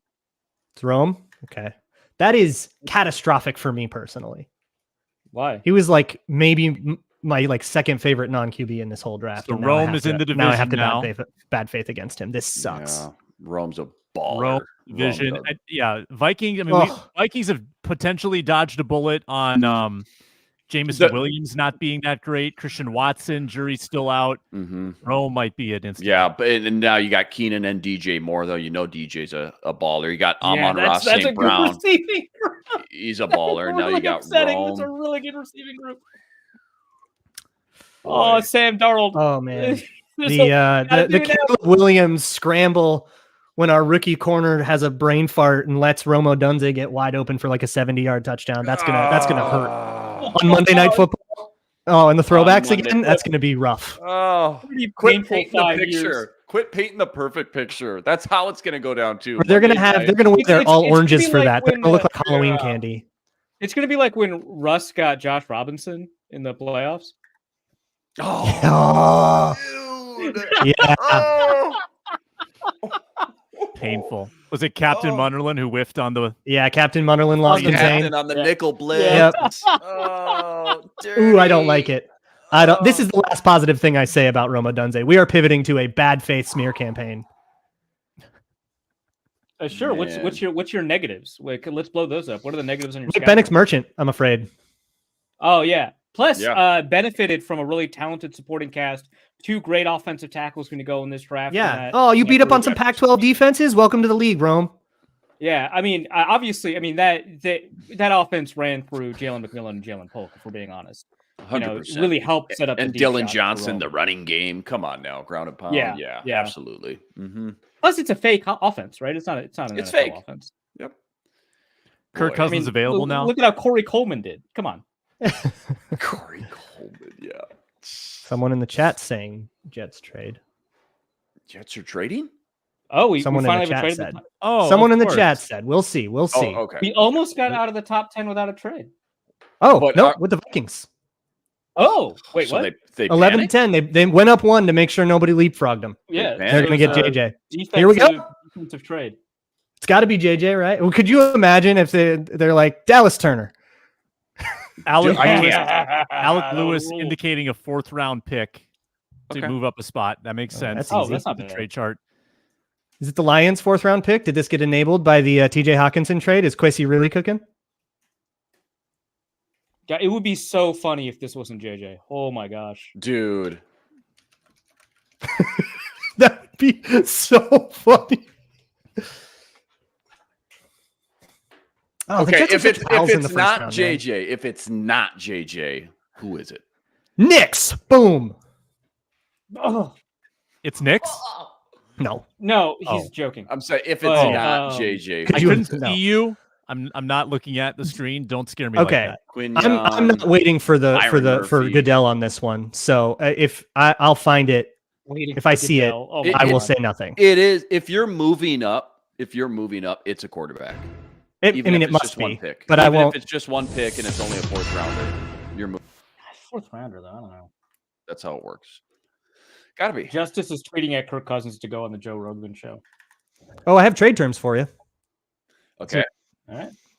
Vikings get 10 and 203, and the Jets get 11, 129, and 157. So it is the Lions' 4th-round pick and a 5th for a 7th in return, and you move up a spot. 5th for 1 4 or spot? 5 for a 7 to move up 1 spot. That's your quarterback tax. That's Oh man, I don't like it. when we were all like, I had months ago come to terms with losing 3 first-round picks for this. So If it's We're not good. JJ, how about Dallas Turner or Quinyon? No, you're Dallas you're Turner's, moving like, up. You're not Fine. moving He up doesn't excite for me the as much as first. like Terrion Arnold or Quinyon Mitchell or even Laiatu Latu. I mean, I don't think Dallas Turner would be a bad pick in the abstract. It just doesn't excite me the same way. Yeah. This is Oh. big potentially for Paul Allen, who can he's now got the he's got JJ. to JJ. JJ. He gets a JJ. mulligan on the he gets a Yeah. mulligan on the he's JJ thing that doesn't hit at all. He's JJ. Yeah. Maybe he can alter it. Boy, do you think they favored Penix? Do you think they like Penix more? It is McCarthy. There we go. All right. Well, it's according Wish to a I was more Pittsburgh Beat excited. reporter. I don't. I had I'm going to wait for another tweet to come in. This guy hasn't been wrong yet, but also kind of a weird thing for him to know. Okay, Albert Breer, JJ McCarthy. JJ McCarthy is a Viking. All right. Hey, Arif, you know what this means? I get to write an article on your Substack about whether or not he can throw left. Oh, yeah, that's perfect. Oh, my God, that's perfect. Yeah, that's going to be good. Let's see. I'm looking on the consensus board where he's like 23, right? Yeah, there he is. All right. I'm going to start downloading Michigan tape. But JJ we should McCarthy. tweet out. Can you tweet out the link to your article on JJ McCarthy? Yeah. I 21 tweeted it years old. yesterday. I'll just retweet it.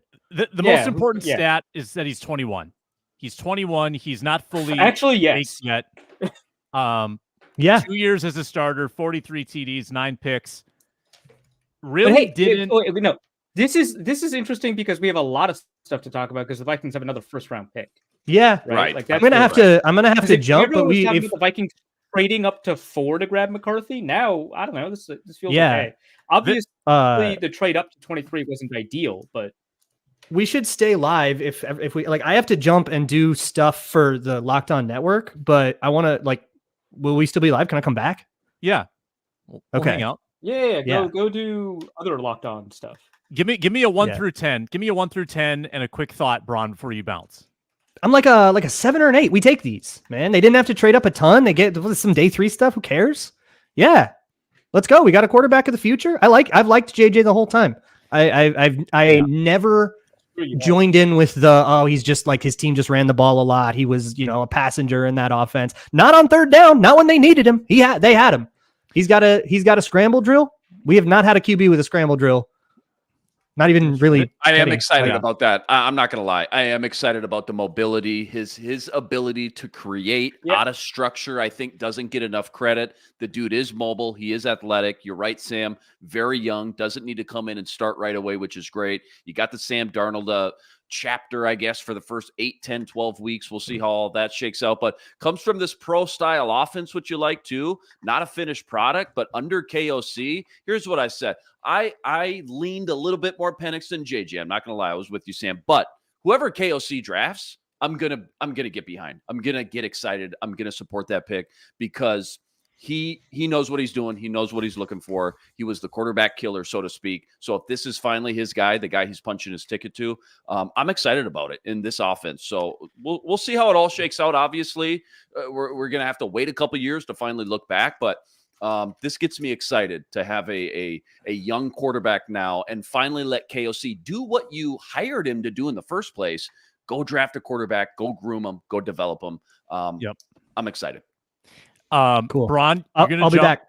He's going to be back. Vikings still picking at 23. JJ McCarthy is the quarterback of the future. Now, there are a few different ways to look at this because I'm trying to find my notes from the offseason when we first previewed JJ McCarthy.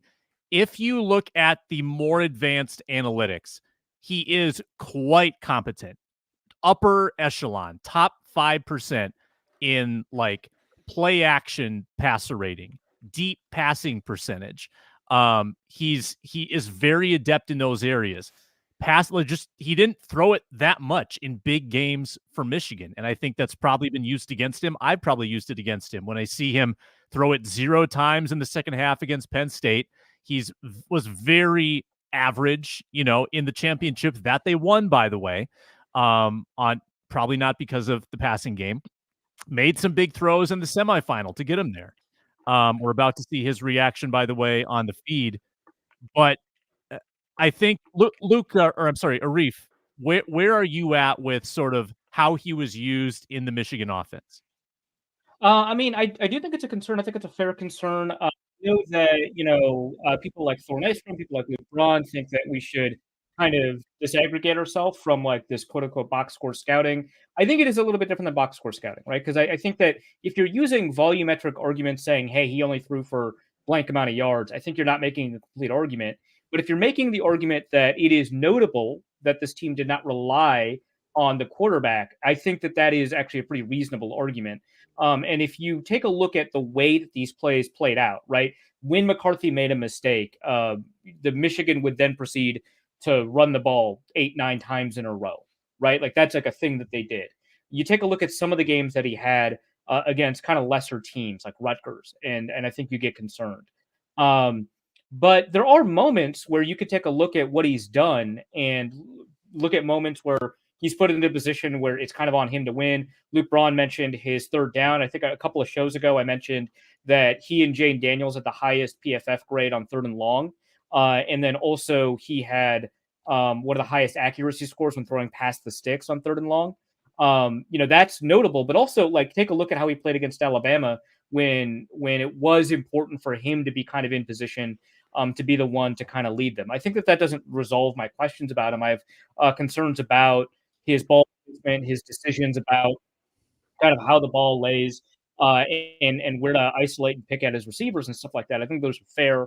I think his decision making isn't 100% there. I think could throw a little bit more anticipation, but I think being the youngest or one of the youngest quarterbacks in the draft, obviously people talk about like how incredible his mentality is and his off field is and all that.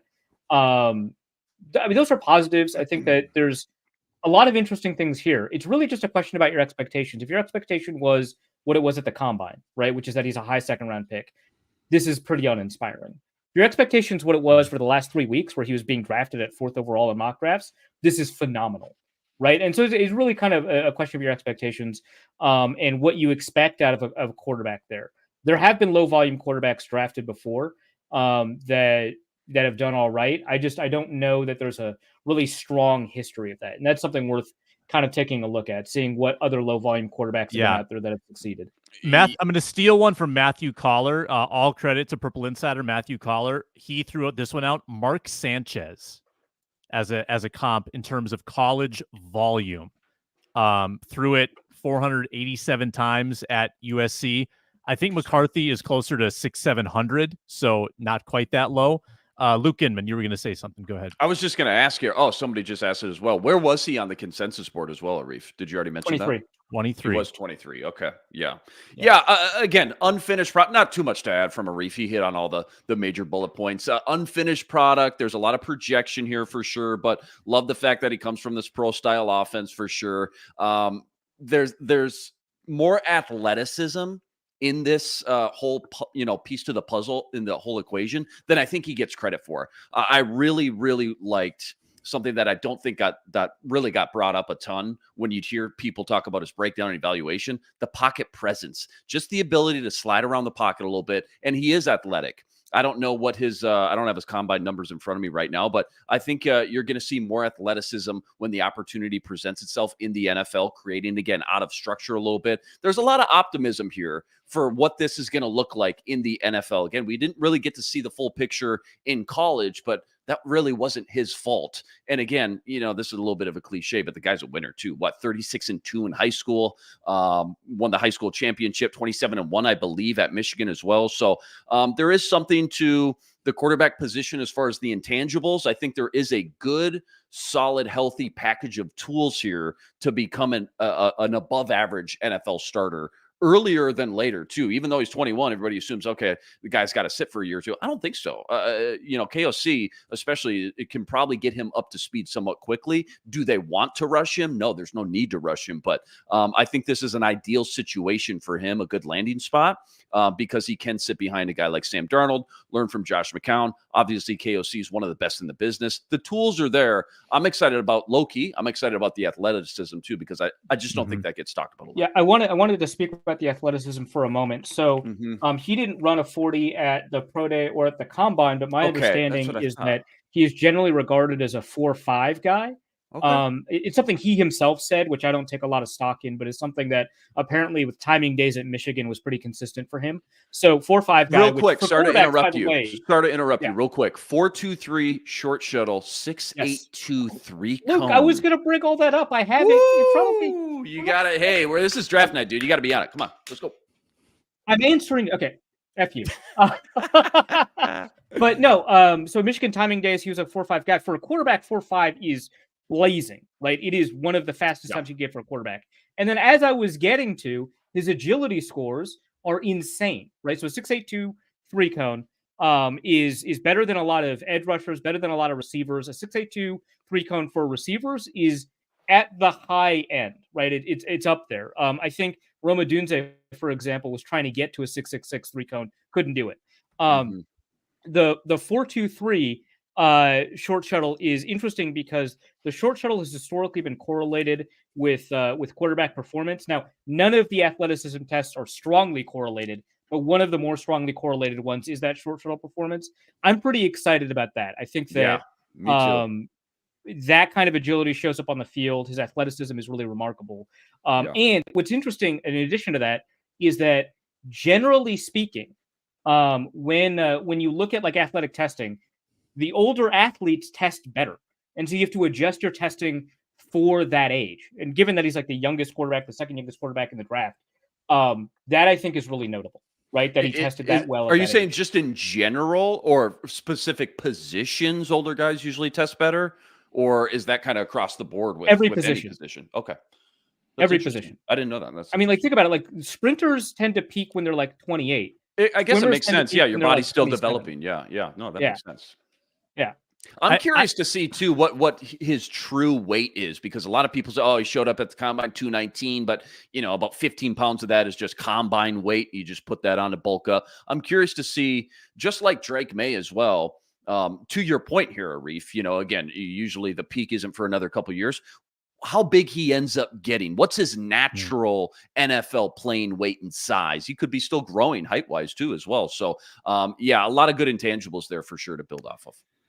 Vikings now have 4 QBs in the room. McCarthy, Darnold, Mullins, and Jaron Hall. They're not all making it on the roster. So someone's getting traded for a 7th. Probably Mullins. I don't see the value in having that many veterans. 2 veterans is fine, I think. Yeah. It's kind of tough for me. I don't know. Mullins flashed enough, I feel like, for a quarterback 3 in a pinch. Oli Fashanu. Okay. Jets go offensive line. Here comes the Bowers drop here now a little bit, huh? Yeah, no, I'd figured that Bowers was going to drop based off of you called that. Yeah. So the Broncos now on the clock. They didn't get a QB. Well, I guess Nick's Spencer Rattler. Nick's still available. Can go that Nick's can go that Zach high, right? Wilson, maybe. Zach Wilson. Yeah. Who is their actual penciled in starter? The young kid who started the last 4 or 5 games for them. What's his name? Yeah. The name escapes me, which is not great. That's Stidham. No, it was Stidham. It was Stidham. Kind of a stretch to call him the young kid, then, huh? I was going to say this isn't matching up in my the inexperienced kid. Yeah. Okay. Yeah. Fair enough. Okay. So you're right. Denver's still a wild card here. And again, here, guys, no defender off the board here, right? Am I wrong? Did I miss one? Yeah, no, it's correct. Greg Allman just tweeted it. 11 picks, no defensive player. This is crazy. So the top defensive player on the consensus board is Dallas Turner, and then the next one's Quinyon Mitchell, 9 and 11. So where's Jared Verse on the consensus? I really like Jared Verse, man. I like him a lot. He's 15. Okay, he's really strong. I think out of these, so strong. Yeah, these high-level edge rushers, he's probably got the most strength.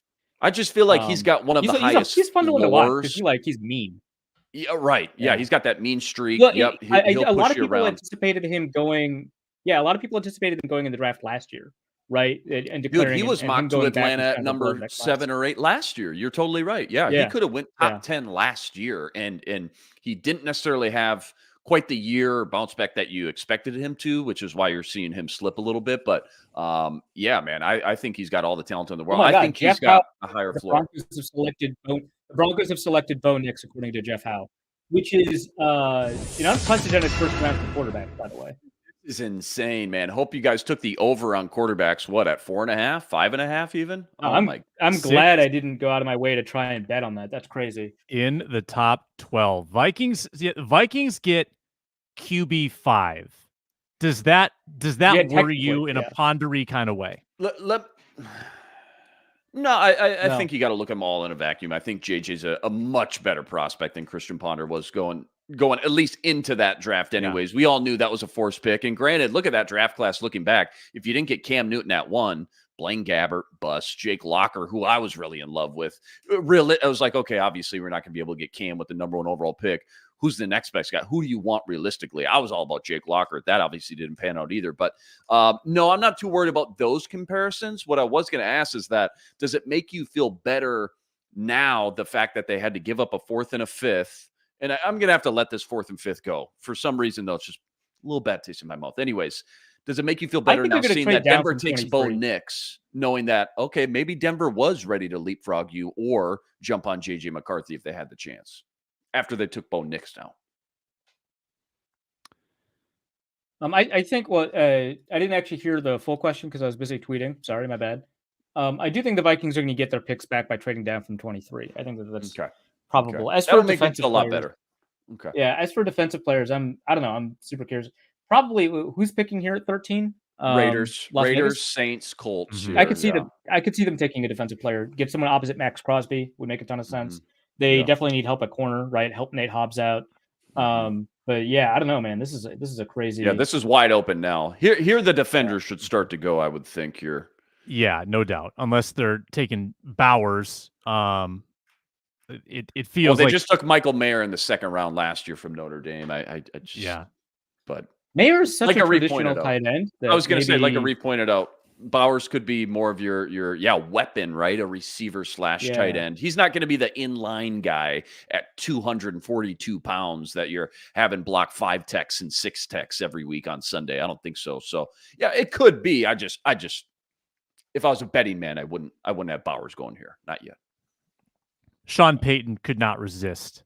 He took missing. Lindsey Jones makes a good point. So in addition to it being an unprecedented draft in terms of quarterbacks, right? 6 quarterbacks in the first round, and an unprecedented draft in terms of how long we're waiting for a defensive player.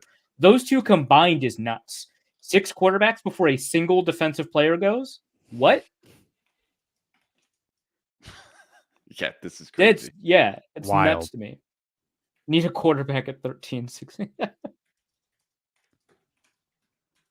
Dude, if the Raiders drafted Spencer Rattler, how funny would that be? It's everything's on the table, right? Raiders really left out in the dark here. They watched 6 quarterbacks go by the first 12 picks. But I think everyone just kind of assumed that the Raiders just didn't have the ammunition. Like I'm not like it sucks because the two that you expected to go in the 2nd round are gone. But I think not a ton of people projected that they'd walk away from this with a quarterback. So looking back now, Luke Braun got rostered. Asks, does JJ start week 1 in any scenario? Super quick answer, then I'll let you go, Luke. I don't think so. Super young, first of all, so you've got all the time in the world. But I think you just kind of want to give yourself a platform to win in the short term because that's the mandate from the ownership. Mm-hmm. No, I agree with you on that for sure. Just watching the draft, these first 12 picks play out the way they did, or I could even say first 10 picks, really. Do you get a little bit of FOMO or looking back, do you say now that, okay, maybe if the farm to get up to 3 was 11, 23 in the 2025 first and maybe some change, Would you rather have Drake Maye in that scenario, giving up all those picks, or would you rather be in the position we are now, taking JJ and moving up one spot and giving up a 4th and a 5th, still having 23?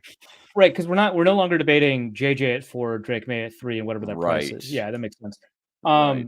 Personally, I'd still have rather traded up for Drake Maye. I think I would too. He's to me just such a phenomenal Just a home run pick. Yeah. But it is a nice consolation prize. They only had to give up a 4th. It and is. 5th, No, and it you got is. something back, right? For McCarthy. Yeah. So it's a really cheap price for a first round quality quarterback, which is what McCarthy is essentially, right? So it's not a bad scenario for the Vikings, but you're asking me if there was a better one, and I do think there was one. You know what it does to me too. I think it does not require the Vikings to force anything now. If they had given up 3 1s to get their guy, I think that with that comes some additional expectations. And in the worst case scenario, that quarterback doesn't work out. Well, then you're down a quarterback. You don't have a quarterback, and you're out all that draft capital. If McCarthy does not work, it is more palatable, I think, to move on faster, having not given up 3 first-round picks. Now you can rectify it. You can get a quarterback. Yeah, okay, that's sure. I think by the time you learn either of them, well, I don't know. But like, yeah, it would be bad if they traded up for Drake Maye and he was bad. I agree, but like, I think it probably doesn't matter too much, because by the time you're making a decision that one of these 2 quarterbacks is not working out, you'll have your first-round picks back, right? Because you're not trying, because it's not. You're not trying to replace this guy in 2025. You're not the Cardinals, right? Right. You're probably trying to replace this guy in 26 or more likely 27, right? By then you have picks. So that doesn't really bother me too much. Dude, I'm kind of low key excited a lot. Dude, I hate Sean Payton with a passion. I don't hate a lot of people. I hate Sean Payton. I'm excited low key to watch Bo Nix in the Sean Payton offense the next couple of years. I'm excited. It's going to look just like Bo Nix in the Oregon offense. Is it though? Right? Like, that's the assumption. It almost seems too easy. They should sign Michael Thomas, right? Is Michael Thomas available? I'm sure the Saints will make him available. Grab Michael Thomas, run slant. He will definitely be. Yeah, they either didn't sign him or they're letting him go. Yeah, he'll be a free agent. He'll be available for sure. That's funny. And they traded Jerry Jeudy, so they could use him. Dab for J.J. McCarthy. Go ahead. Macho Meach wants a dab. It's your turn, Arif. We both dabbed for Macho Meach. Yeah, we're live, baby. I'm not doing it. Sam and Inman are live. If a dab is happening, it's not from me. We're just not going to say anything until Arif dabs.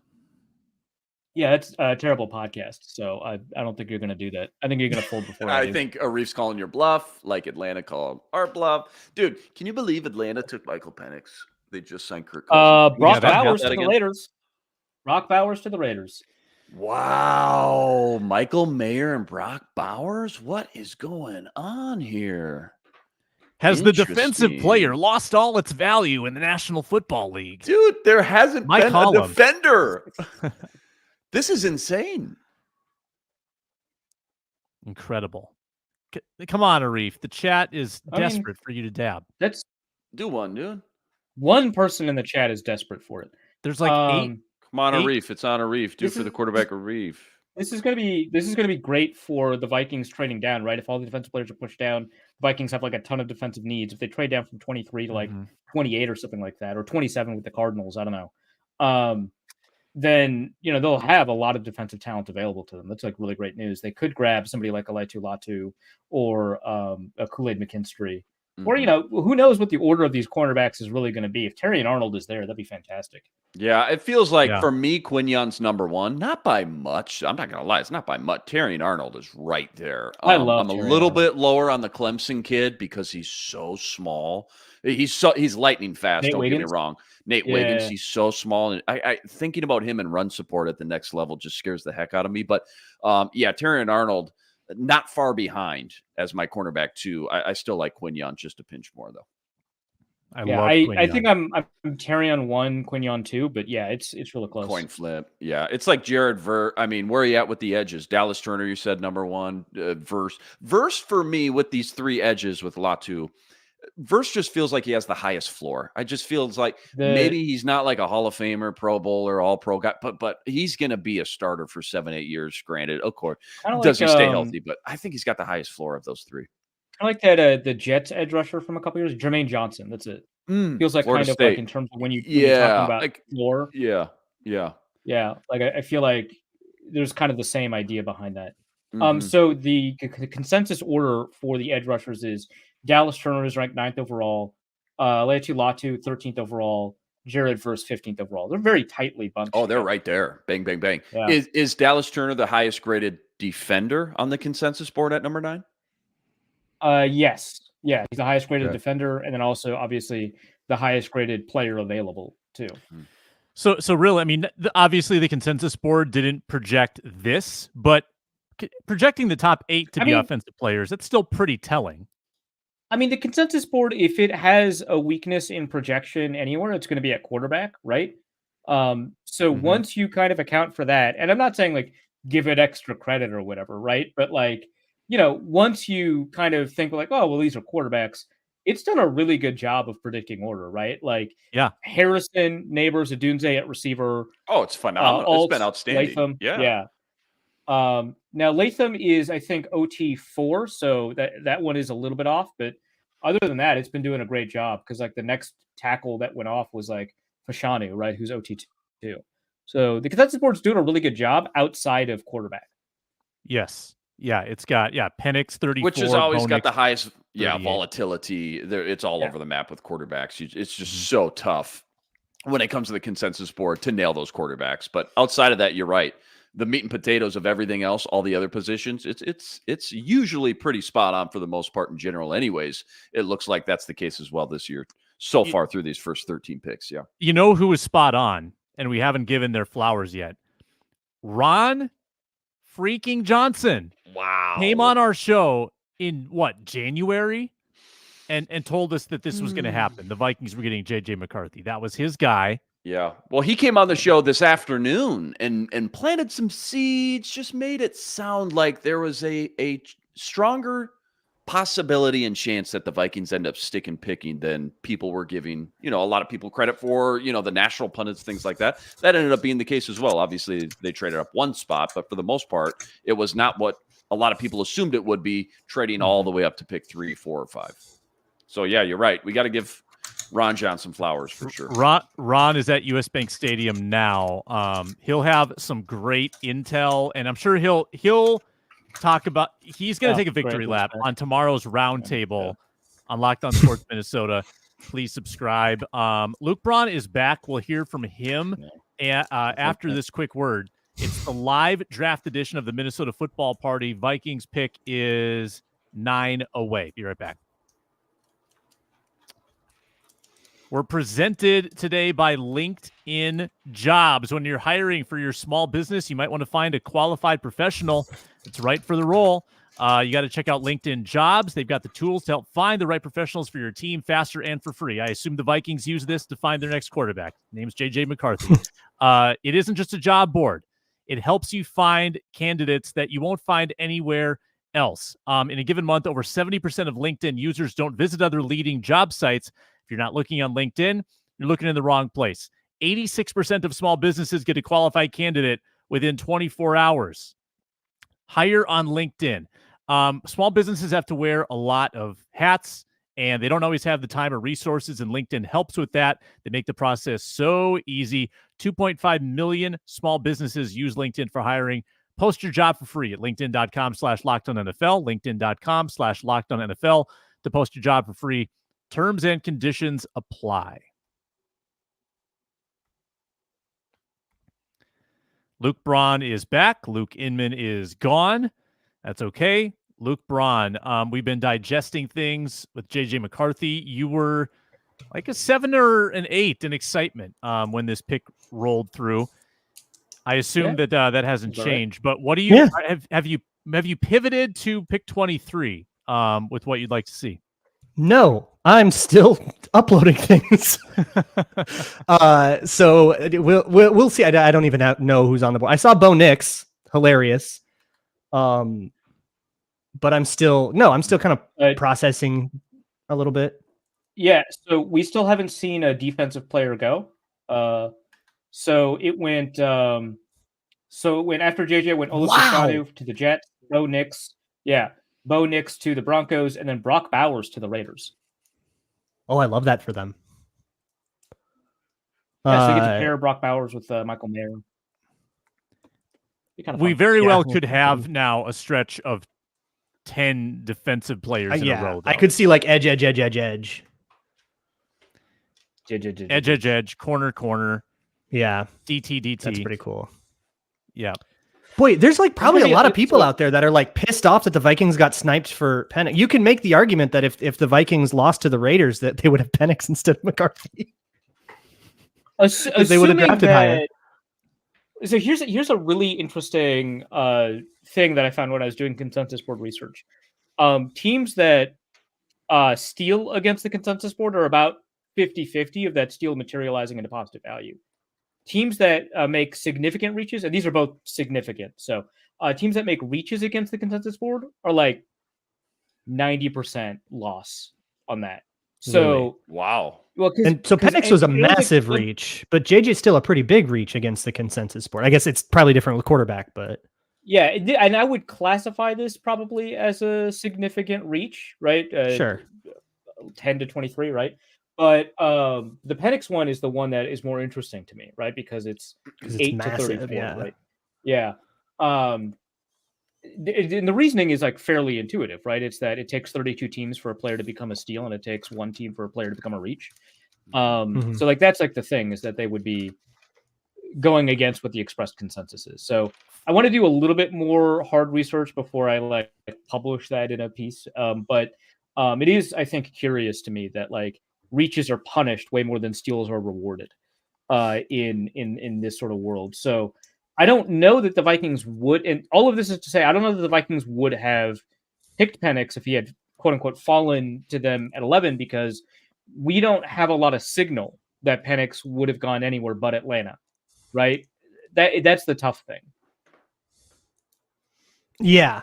Were they bidding against themselves, or is this a thing where Right. you know the Raiders really liked him and you know they were going to potentially try to trade up or something, or that, you know, if the Raiders were going to take him at 13 and Atlanta said, no, we got to do this because he's not going to drop to the second where we can get him. Feels that's very gonna be really likely, though, that if the Broncos and Raiders were this hell-bent on getting a quarterback, that in whatever order, those 6 were going to be gone within those 13. Yeah, either way. guess. Yeah. And it looks like another offensive lineman at 14 to keep the Oh streak my alive, God. the longest Yeah. first-round streak in draft history. What per was se. the streak previously? Don't 4, know. 5, 6? Yeah. It was For probably those, broke at that pick don't 8. know, it's Tali Fawaga. Who's Who's like the 14th? one guy left in the top 20, I think, in the consensus board. Who's at the Colts? Saints.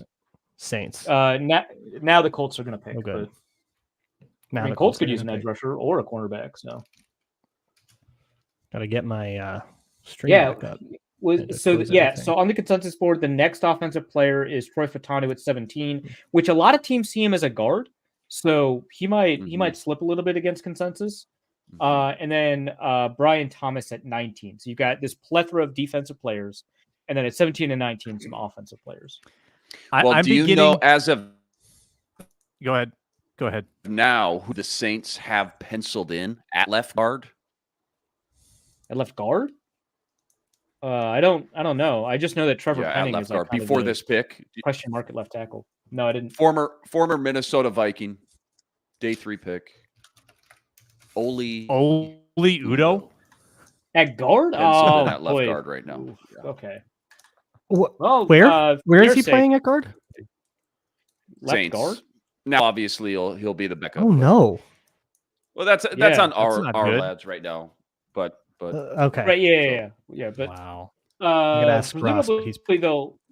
So he's playing on the wrong side of the line and the wrong position. That is a lot. Catastrophic. not great. Someone in Yeah. the chat saying the Falcons didn't tell Kirk that this was happening. You can't. Oh, This is a really? great comment. I can't trust the chat, ATL but I gave- really want that to be true. That's Gave hilarious. Kirk Cousins It is more of a very heads funny. up about his acquisition than his replacement. That is really good. That's really good. That's really good. I am starting to get tingles about the possibility of the Vikings getting a legit defensive tackle with this pick. Well, so that hasn't happened since. I was going to Chop, say this, chop, that I chop, think chop. it's going to be really disappointing when the Vikings have all of these like blue chip defensive prospects at 23 and then trade down. That's going to be the. Well, if there's a lot of blue chip prospects, then yeah, trade down and take the one that falls. Yeah, I would take that. I actually be really into that. Down, if you trade down within the first round, let's say 5 picks from 23 to 28, that's about 35. That's about 35 points of value. You're not going to get much, maybe a late third. If you trade down like 7 picks, probably a higher third. You could get back into the day 2 action. I really want the Vikings Vikings to get some day 2 picks. Yeah, give me a day 2 pick here. So we got something to do tomorrow before this Timberwolves game tomorrow night, huh? The beat writers are cursing Kwesi. They thought they had the day off. Right. That's gonna affect the analysis, isn't it? I'm sorry. Was the pick leaked? Was the pick when the night game goes to overtime? They get a little cranky. Was this Indy pick leaked yet? Is this Chop Robinson? Is that what I'm seeing? No. No, I think. Oh, okay. Everybody's I think the chat is just dropping for Chop. about the possibility of Chop. Oh, yeah. No, Chop. Let's go. Chop. We are manifesting Chop. Either way. I don't know that it's not Chop though. Right, but the point is that it hasn't actually leaked. No, I'm manifesting Chop to the Vikings at 23. That's what I want. Yeah. But I'll take honestly, like there's gonna be an edge unless it goes like 1, 2, 3, 4. Yeah, there's gonna be an edge. Rossini tweet regarding the Cousins report. Let's get the breaking news sound. Okay. Falcons called Kirk Cousins when they were on the clock to let him know. Wow. Cousins understood a conversation prior would be considered.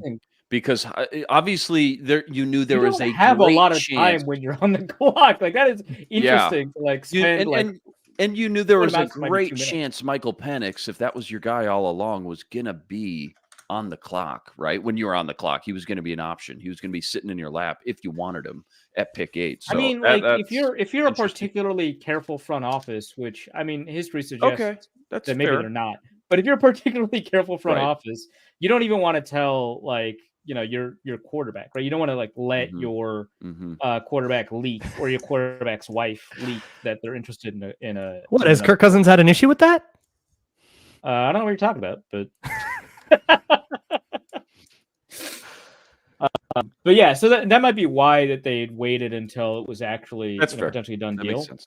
But it is interesting that they devoted some extremely valuable on the clock time because you got to get that pick to. Now that you get to turn it in electronically, you've got a tiny bit more wiggle room, but it is a hard clock, right? You got 10 minutes. You're fielding some phone calls from interested teams who want to trade up. You got to get that pick in probably a minute before the actual clock goes up. So, taking that time and then also having to call the draft pick is, I'm not going to say it's curious. It makes sense why they did it, but I think it's notable that they spent that time to do it. Do you think Kirk coming off this Achilles, being how old he is, had anything to do with them feeling a little bit more pressure that if we love a quarterback and he's sitting there in the top 10, we don't plan on drafting in the top 10 a lot, and we love this guy, maybe we're a little bit more feel a little bit more pressure to take that guy? They paid him a lot of money if they weren't certain. And that's certainly devil's advocate right there. And what do you do? What do you do with big investments? You get insurance for your big investments. Protect your investment. Yeah, buy a big investment. That's also insurance for the other big investment. Right. Yeah. No, your insurance policy was expensive. I will. Your insurance policy should roughly cost as much as the asset does. That's how you get ahead in life. So the Falcons. I mean, have you seen loss of value protections for potential draft picks? It's basically it's funny that the Falcons declined to take a great receiver for Kirk, a great tackle, a couple of great tackles. Like they turned down the opportunity to bring in some real help for Kirk, and instead they got the guy that for the first time he's going to have to cope with. Latu is the pick. All right, so the streak is over. We have a defensive player. We have a first defensive player off the board is Latu. Makes sense. I kind of like that he's the first defensive player Yeah. off the board, not for any Vikings related reasons. I just like him a lot, and I think that during the process he got kind of undervalued because of like the athletic phenoms in this draft. Yeah, He he's is like so safe and fun to boring. watch. Yeah, it's like he just does everything right, and yeah, exactly. Yeah, like there's some things, there's a lot of eye candy to other stuff. yeah, right, yeah. So if it weren't for my insane obsession with Chop Robinson, he would have been my first in the class. Hey, what number is J.J. McCARTHY going to wear? If it's 19, we got to blow up the stadium. I agree actually with that. Yeah, 19's a terrible vibe, but he wore 9, so I'm worried about it. That's fair. Shaq Griffin took number 1. If he takes 2, I would take that. 2 can be a vibe.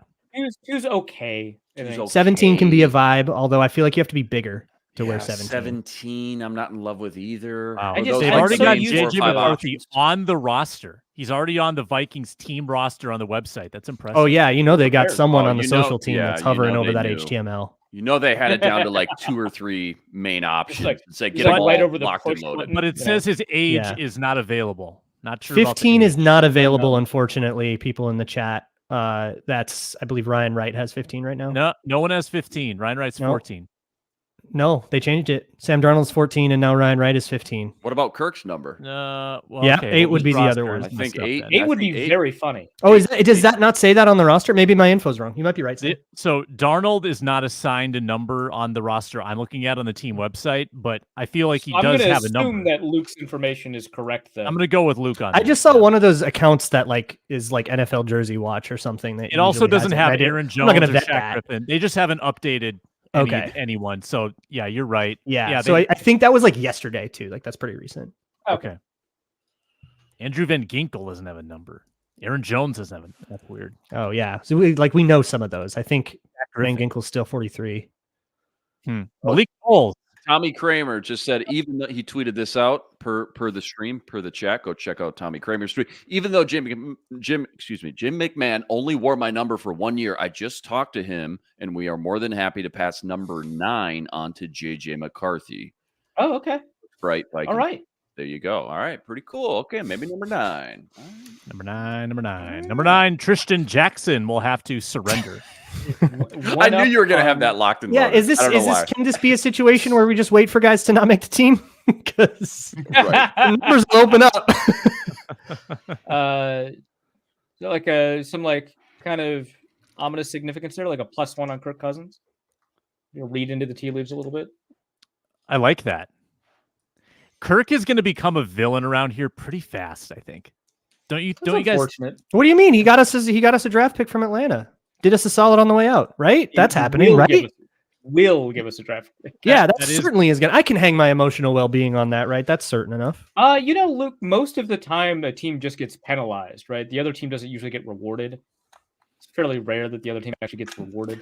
But I was told, I was led to believe. What if you So were why told? why was there a reward last year for the Gannon tampering? Because they negotiated it. Yeah, that was negotiated out of the league, so the league did not mandate that. Isn't And that there are no something such to do- negotiations that we know of going on between Minnesota and Atlanta. Like the Vikings Yeah. had to have reported the tampering, and we don't know. That's if they my submit complaints. understanding of the text of the rules. Yeah. So they have to submit a complaint, I believe, for that process to result in the Vikings getting something out of it. I don't know. And like Hmm. when they asked Kwesi about it, like somebody asked Kwesi about it at the owners meeting, he was like, I don't know. Like he wasn't like, oh yeah, we're aware, we're going through the process or anything like that. It's like he's like, yeah, I haven't heard anything about that. I don't really care. Like he was just totally like he would have responded Yeah, differently if there were action being taken, you know? Well, I don't know. Is that maybe a Brzezinski job? Just maybe he just doesn't know. Yeah, like Brzezinski's going to let him know later. Didn't even tell him. Yeah, like, hey. Fair enough. Yeah, you just delegate that. I'm going to take care of the P's and Q's here for you, man. We're down to 7 picks before the Vikings. I am rooting in this order for Byron Trade down. Murphy. No, my Not number trade one is down. trade down. I want them to Number pick one, so trade that we can relieve our long-suffering viewers of this stream. No, just kidding. We're having a great time. Quinyon. And then Byron, Quinion, or Jared Verse. I know Luke wants Chop. I'm fine with Dallas Chop Turner. as well. Yeah, Dallas Dallas Turner. Turner would be rocking. Honestly, not as big on Verse. If all 4 or 5 of these names are there, try to trade back, man. Yeah, I mean, some of these receivers are still going to go. Another offensive lineman like Graham Barton's going to go. Again, receivers like Brian Thomas Jr. from LSU, Adonai Mitchell from Texas, Xavier Worthy from Texas. If there's 4 or 5, all these names are still sitting there at 23. Try to go scoop up another 4th and 5th, get those picks back, and then take who's ever left. I'm fine with any of them, honestly. It feels like we're playing with house money after all the talk and lead up these past few weeks about maybe trading the farm to go get a quarterback. Now you got JJ and you only had to burn a 4th and 5th. Feels like this pick 23 is just house money right now. So, yeah, whatever they do with it, I'm going to feel pretty good about it, I feel like, as of right now, knowing the players still left on the board. No doubt. Should I get Popeyes? I think I'll get Popeyes. Oh. Use DoorDash. Draft night, baby. Use DoorDash. Yeah. We have a DoorDash code. Yeah, man. Popeyes kind of night. Yeah. For Dude, sure. I've got a DoorDash membership, whatever that's called. Use So- DoorDash this Should month, I- this Mother's Day. Hey, don't tell Do Reggie I Wilson pop a I still have never celebratory had beverage? Popeyes. That's the question. So, Is that a Reggie thing? Oh, good question. Yeah. mhm. We could go a little sideways on the live stream for the first round pick. You could That's get a little fine. looser Yeah. loop. We're Yeah. about to hit the 2-hour mark of the stream, and we've got like a record number of people in here. This is awesome. Loving the chat. Thank you so much for being here. And we're not stopping. We're going to 23 and beyond. Seahawks pick Okay. is in. Have we seen a leak? I've not. I just checked. Okay, chat For is those saying that- I should get. Yeah, get you Popeyes. should. For those that are new to the stream, this is indeed a spoiler-friendly zone. So we will spoil picks. Just But at the public request of the service chat, announcement. by the way, this is The blame other the people chat in the told chat us if you don't to. want to put- I was Yeah. willing to not. I was coerced. I was pretty resistant, but if the chat really wanted us to avoid spoilers, I would have. Here's aligned another myself spoiler. with that. I just gave Ron Johnson the show link, so hopefully he'll come get his flowers here shortly in the next couple of Yeah. minutes. Yeah. And Me give and us Ron the are fan about to record. team Maybe he'll up. come on with the fan. In a moderately lubricated fan, hopefully. An unvetted, lubricated fan. Yes. Yes. Well, Nothing I'm all can go for wrong. it. I'm concerned about your reputation, Sam. I don't want you to. I in a too bad am spot. concerned that his video streaming capability from a phone in a building Murphy. with how many Oh, yeah. thousand? Oh, my number. Oh, one. yes. Sam, you and I have had some fun times trying to make StreamYard work in US Bank Stadium. Yeah. Oh, yeah. Not okay. great. Can I just say Yeah. the stream right now, the chat is just absolutely on fire. I'm just dying at It some is, of this yeah. stuff right now. I mean, some of it we can put up. Byron some of it Murphy we to the can't, Seahawks but- at 16, they're all saying. Oh, absolutely. Oh, yeah. Imagine I mean, waiting chat till is saying 23 it, and we so I trade don't- out of the first. Luke Braun got rostered. Yeah, man. This could happen for sure. And might not even be that bad an idea. Depends on who's there. I would not say completely trade out of the first is the language I would use there. They did have a first round pick. I'm gonna completely trade out of the first. is all weird right. Yeah, language to use fair. there. Yeah. So but if they're netting, like if they're trading out of the first, and let's say they get third and a fifth, and they gave up a second to get that pick, was it worth it? I don't think it was worth it. Probably not. They're not going to be ahead on value here, which is what we we talked got about it. at the beginning. Which is right? what we talked about. But They spent a bunch of capital to get an extra first round pick and then used other picks to trade up. Like they're bleeding, but yeah, they're bleeding. But can you stop the bleeding? Can you get as close back to net neutral as you possibly can? I think you're okay with it. I'm get sitting me here chopped. I'll never talk about it again. I'm sitting here texting with some Scolders, some buddies right now, and I'm still kind of griping about this 4th and 5th round pick. I know I'm in the wrong. Stop it, Luke. It's okay. He just said, imagine how bummed we'd be if we took Nix at 11 and you knew it would have only cost a 4th and a 5th to go get JJ. Of course. You're totally right. So It's a good point. I'm We glad got they did Ron trying to log in. Yep. That'll be in a moment. Mhm. This is going to be great. He predicted JJ McCarthy guys in January. That's and at the time he was not a projected we were top giving 10 him a pick. bit of guff for it, weren't we? Because I he was think we predicting him as a we first were. round pick. Let's go to him right Yeah. now. Ron Johnson. take your victory lap, my friend. There he is, U.S. Bank Called it, Stadium, impeccably dressed. You're the man. You predicted this months ago. Props to you. How do you feel? Yeah, I looked up the tweet. It was from 10/7/23. Woo, baby! I looked it up. I actually said it in video form as well on the PJ Flex show and on the Gophers pregame show that morning. And honestly, it was just watching J.J. McCARTHY live do warm-ups. I really felt like he was the guy that fit the Vikings system. He was the guy that Kevin O'Connell could really turn into a weapon with the weapons he already had. And so now we have weapon 9 or weapon J, whatever you want to call him, but he's coming to Minnesota. I text his coach right away, too. I text Ron Bellamy, who's their receivers coach, their pass game coach, and he said the Vikings are getting a great leader. Well, first he said, yes, sir, but he also said they're getting a great leader, strong arm, and he's hella athletic. That's something a lot of people don't give him credit for, is athleticism. And so he talked about his athleticism and like stuff he's seen in practice, like jumping in the air, making a throw, rolling out to his left, throwing with his right arm all the way back across the field. Stuff you probably don't want to do in NFL games all the time. But when it's time to make some of these Patrick Mahomes plays, maybe 3 years down the road, he'll be able to do it. Mm-hmm. Hey, play the sound. Oh, we got some breaking news. The sound. Vikes on the clock, y'all. Oh, What? Ron, Vikings have traded up. Do you think Yeah. Yeah, Jordan Schultz, right?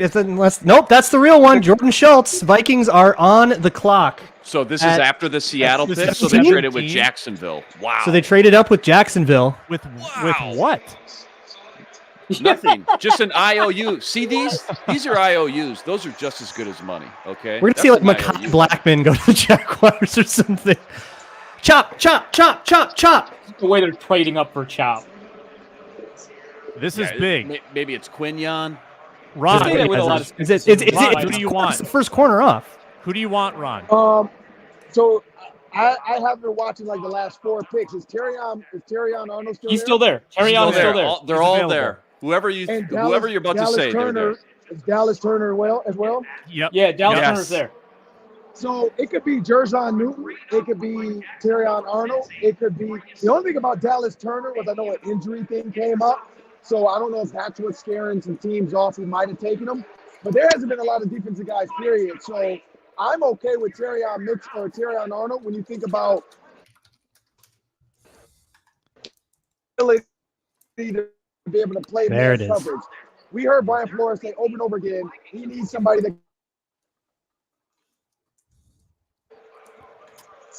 Ron, if back. you can hear us, We're- we're struggling with we're- the signal a little bit. We'll react to the pick. I've got And the then, compensation for you if you would like. give us the compensation. They gave up a 2024 fifth, a 2025 third, and a 2025 fourth to move up 6 spots. So they kind of spread it over 3 picks, 2 of them next year. And now they don't have a 5th round pick anymore this year. And now they don't have a day 2 pick next year at the moment, correct? Correct. They Meaning don't pick some of next those year. go They'll back have their to the- first, Just to and recap. then they won't pick again until the 4th, until day An 3. incredible second draft, and by I the think I'm way, back. I think I'm for back. Alec Yep. Lewis Ron's that he's trading down. Ron is back. The pick is in on ESPN. Ron, are we going to hear an explosion Dallas of, Turner. It's of Dallas cheers?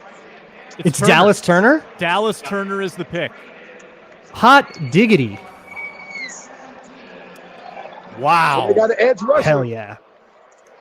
Wow. It's Dallas Turner. Okay, So Quasey. everybody in the stadium is saying on the stage, PA and them is saying it's got to be Terrion Arnold. So the crowd, you have to see the lights. I just want to enjoy this reaction. I want to hear the roar. Yeah, let's get that mic turned to the crowd. Yeah. Yeah. This is great too because Luke can do the J.J. McCARTHY breakdown on wide left, and I can do the Dallas Turner one. I will probably do a lot on both. I spent a lot of time trying to learn more things about D-line, so I was prepared for exactly this. Oh, okay, great. True Red Devil makes a good point too. Not only is there a comp pick coming next year, Oh, true. but also maybe a tampering reward. We don't know, but the Vikings could get that back or more. That's Look at that. and this is the #1 edge rusher on Arif's. There's the roar. Yeah. Oh, that's great. That's fantastic. I love it. That is so awesome. Number one That's edge on awesome. Arif's Oh, man. consensus board. Hey, this is I a am- top 10 guy on the consensus board. So you Well, just okay. got a top 10 guy on the consensus Number one board. defensive player on the Number consensus one board, right? defensive player. Not just yeah. edge, but defensive player on the consensus board. Yeah. So Kwesi goes from the GOAT lowercase to the GOAT uppercase in about an hour. Yeah. Yeah. We this got is an confetti for incredible that? All first right. round. Oh Well, yeah, there's confetti. They Yeah, had they that's came going to be the prepared. first time you see purple and gold confetti in your whole life, huh? Wow, Wow. wow. I'm sorry. That's I don't know how I feel about that. The championship, we saw that. Yeah. So just real quick here, guys. Can I just call out this edge room now? All of a sudden, you got Jonathan Greenard, obviously. You got Van Ginkel, and now Dallas Turner in the mix. Not to mention Andre Carter. Watch out now. But seriously, those top three guys. That makes you feel good about the options that obviously Brian Flores has to play with now this year, right? Yep. Outside edge rusher. He's a big-time contributor at Alabama, 6'3", 250. I mean, this is your edge number 3 instantly based on the depth they had on the team. This guy's going to play, and I think he's going to play right away. Yeah. Yep. Sam, imagine this: 3rd and long. You now can put Grenard in like a 5 tech. You Yeah. can put Dallas Turner in a wide 9. Yep. You can have Van Ginkel on the other side on a 7. And then you can have Blake Cashman roaming back and forth. And you don't have to bring in additional people. All you do is take out 1 D tackle. So they have a lot of flexibility now. They call this kid a loose rusher. So that means he can move around in different spots. He's very fluid. He can get to the quarterback in a number of ways. So Brian Flores just got richer. And the Vikings, again, they're not giving up a lot to do what they're doing right now. Yeah, and just to stem onto that point here, Ron, this guy's only 21 years old. He'll be 21 his rookie season. It's only 6'2.5". I get that, but he ran a 4.46. So a blazer, super athletic, 83-inch wingspan to And go what, with what, that. what did Caleb Williams run? What was his 40? Caleb Williams? Let's find out. There's no way he ran a 40. Why would he Caleb run a Williams what? 40? 4'8"? Maybe he didn't. 4'7"? Yeah. He's probably a 4.7 guy. Didn't do it. This guy, No. this Dallas Turner guy's a 4.46 Didn't do guy. it. I think it's not close. That's So he's insane. not running away from 4.46. 4.46. Yeah. 21 years nobody is. old. Not many are. So, I don't. some have knocked him J.J. for- McCARTHY, the only guy who's running away from that. That's it. In practice. And he did this, Yeah. he did He's- this in the SEC. That's the thing. His 22 and a half Right. sacks was in the SEC. It wasn't in like the MAC. Nothing against the MAC. Not hating on it. He did this in the Yep. SEC. So this is a Big kid that schools. played against top tackles. Well, And he his tackle, he you led go up the against him SEC every in day. sacks. He led the SEC in sacks. Like, And that's he crazy. practiced against Yeah. one of the top tackles in the draft every day in practice. So there's a kid that's been through it. Kwesi has made 18 picks as the Vikings GM. 7 have been from the SEC, the most of any conference. He likes those big conferences. The people have knocked Dallas Turner for his run stopping. I think it was actually a lot better his sophomore year. I'm not concerned about that at all. This is just a pure energy pass rusher. I mean, this is He so. did get 15 and a half tackles for loss. Like, I know that Yeah. that the run is a concern, but he did get 15 and a half tackles. He led the team in tackles for loss. Like, it's there, right? Yeah. Definitely. Certainly, in terms of setting the edge, that's something you have to work on. Grenard is an excellent edge setter, by the way. So it's not as if you don't have some people up front on the edge that have that capacity. Ooh. Van Ginkel doesn't worry me there that much. I But actually why super you- disagree. I think he can set the edge great. Oh Okay, my yeah. god! I think he's great You at the guys. backside edge. I think he can collapse the front side of zone the way you want to see it. I actually really like that about his game. He's a leverage winner to me. Again, Yeah, 4.46 40, a 40.5-inch 40.5. vert, you got. This 40 guy and a is half. just freaky. He's got freaky tools, long, explosive, got that twitch that you like in the upper body, good play strength, good leverage, all that stuff. Maybe, needs a little bit polish, I guess, for sure. But that's where Brian Flores comes in. And again, all the tools that you could just drool and salivate over. And if you didn't like necessarily the J.J. McCARTHY pick all of a sudden, I feel like this could salvage a lot of people's perception of this draft. This was a great pick. Well, like a lot of what people didn't like about the idea of McCarthy was how expensive it was supposed to be to go get him. But with that no longer being true, Yes. hello. Julia. It's Julia. Oh, hi. Yeah. Say hi. We got We got a big live audience. Roundtable tomorrow, Julia. Give us a preview. Was that? Oh wait, come back. Was that Anthony Edwards that was joining the chat? All right, see you, Julia. But yeah, like a lot of the people, like a lot of the problem that people had was, well, he's going to cost you 11 and 23, and now you can't build out your defense more. Okay, well, they did get J.J. McCarthy and build out the defense more. So now I think we're going to find out if people actually had a problem with J.J. McCarthy or if they just didn't want to give up picks, because Kwesi kind of got his cake and ate it too. Right. Well, I'm going to go jump over. Care 11 wants me to come do something quick, so I'm going to go jump over with Care. Go ahead. And then if you guys need me, just text me if you guys are still going. Well done, Ron. All right. If not, we'll see you in the morning on the roundtable. The roundtable is going to be so much fun. We're about to get Casey sound. We're going to have Kevin O'Connell sound. It's going to be fun tomorrow. We're going to talk about all the pressers. Beautiful. But they won the draft. They won the draft today. They won it. Amarius Mims to the Bengals. Definitely. Thanks, Ron. Sure. Mims to the Bengals. Okay. Mims to the Bengals. When Ron brought up this morning that he was going to call in from US Bank Stadium, I could not have imagined it going that well. That was fantastic. That was sick. That was fantastic. Super Also, sick. like showing the crowd, that was awesome. I love that. Can we just take a beat and just recap what picks we have remaining now this year, and then what 2025 looks like as well? 108, yeah. 2/6, I believe, and 3/7. Or no, 3/7 now. Yeah, 3/7. 1/6 and 3/7. We got 108 and 4 more picks in the 6th and 7th. I forget where. Yeah. Well, we had 2 7s going in, and then we got the third 7th from the Jets. So it's 3 7ths and 1 Yeah. 6th, and then 108 and a 4th. And 1 4th. So a 4th, I got to a jump 6th. as well and do more network stuff. But before I go, I just really quickly want to plug that I did a Patreon post on Dallas Turner, big long film breakdown on him that I just unlocked. So it's open to the public. It wasn't before. It now is. So go check it out. I just tweeted it out at Luke Braun NFL. Would love it if you joined anyways, but you don't have to be giving me money to watch it. So go watch it. Luke Braun, Absolutely great do not contributions give Luke tonight. Braun That was a ton of fun. We're probably not guys. long. See you, buddy. See you, Luke. Probably not much longer for this stream now that the Vikings have made their picks. Don't think they're doing any more tonight. And they have not added any picks tomorrow with the dust settling. Mm-hmm. So the target now is day 3, adding depth pieces. Vikings have a handful. What do we land at? Is it 108, 1 4th, 1 6th, and 3 7ths. Yep. I could be wrong on that. It looks like So Travis has something they've different. exhausted 2 the 6, 2 fifth. 7ths. Someone in the chat says there's 2 6ths. That would be a better case scenario for sure. Pick 203 was not a 7th. Okay, that must be a late 6. But regardless, then 1 4th, 108, 2 6, 2 7ths. There you go. okay? But again, 2025 still kept that first, which is great. That's awesome, especially all the talk and turmoil we went over leading up to this. So you got your first next year, but no second, no third. Is that correct? No second, no third. No day 2 picks next year, but you keep the first round pick, which I think is a win. And next year now becomes the trade back year. I think that would probably be the conventional wisdom going into that draft, provided the Vikings are picking somewhere in the middle of the first round. Real quick, I don't think we got to this. Let's make sure we touch on this before we bounce. McCarthy starting week 1. How do we feel about that versus Sam I Darnold? think it's unlikely.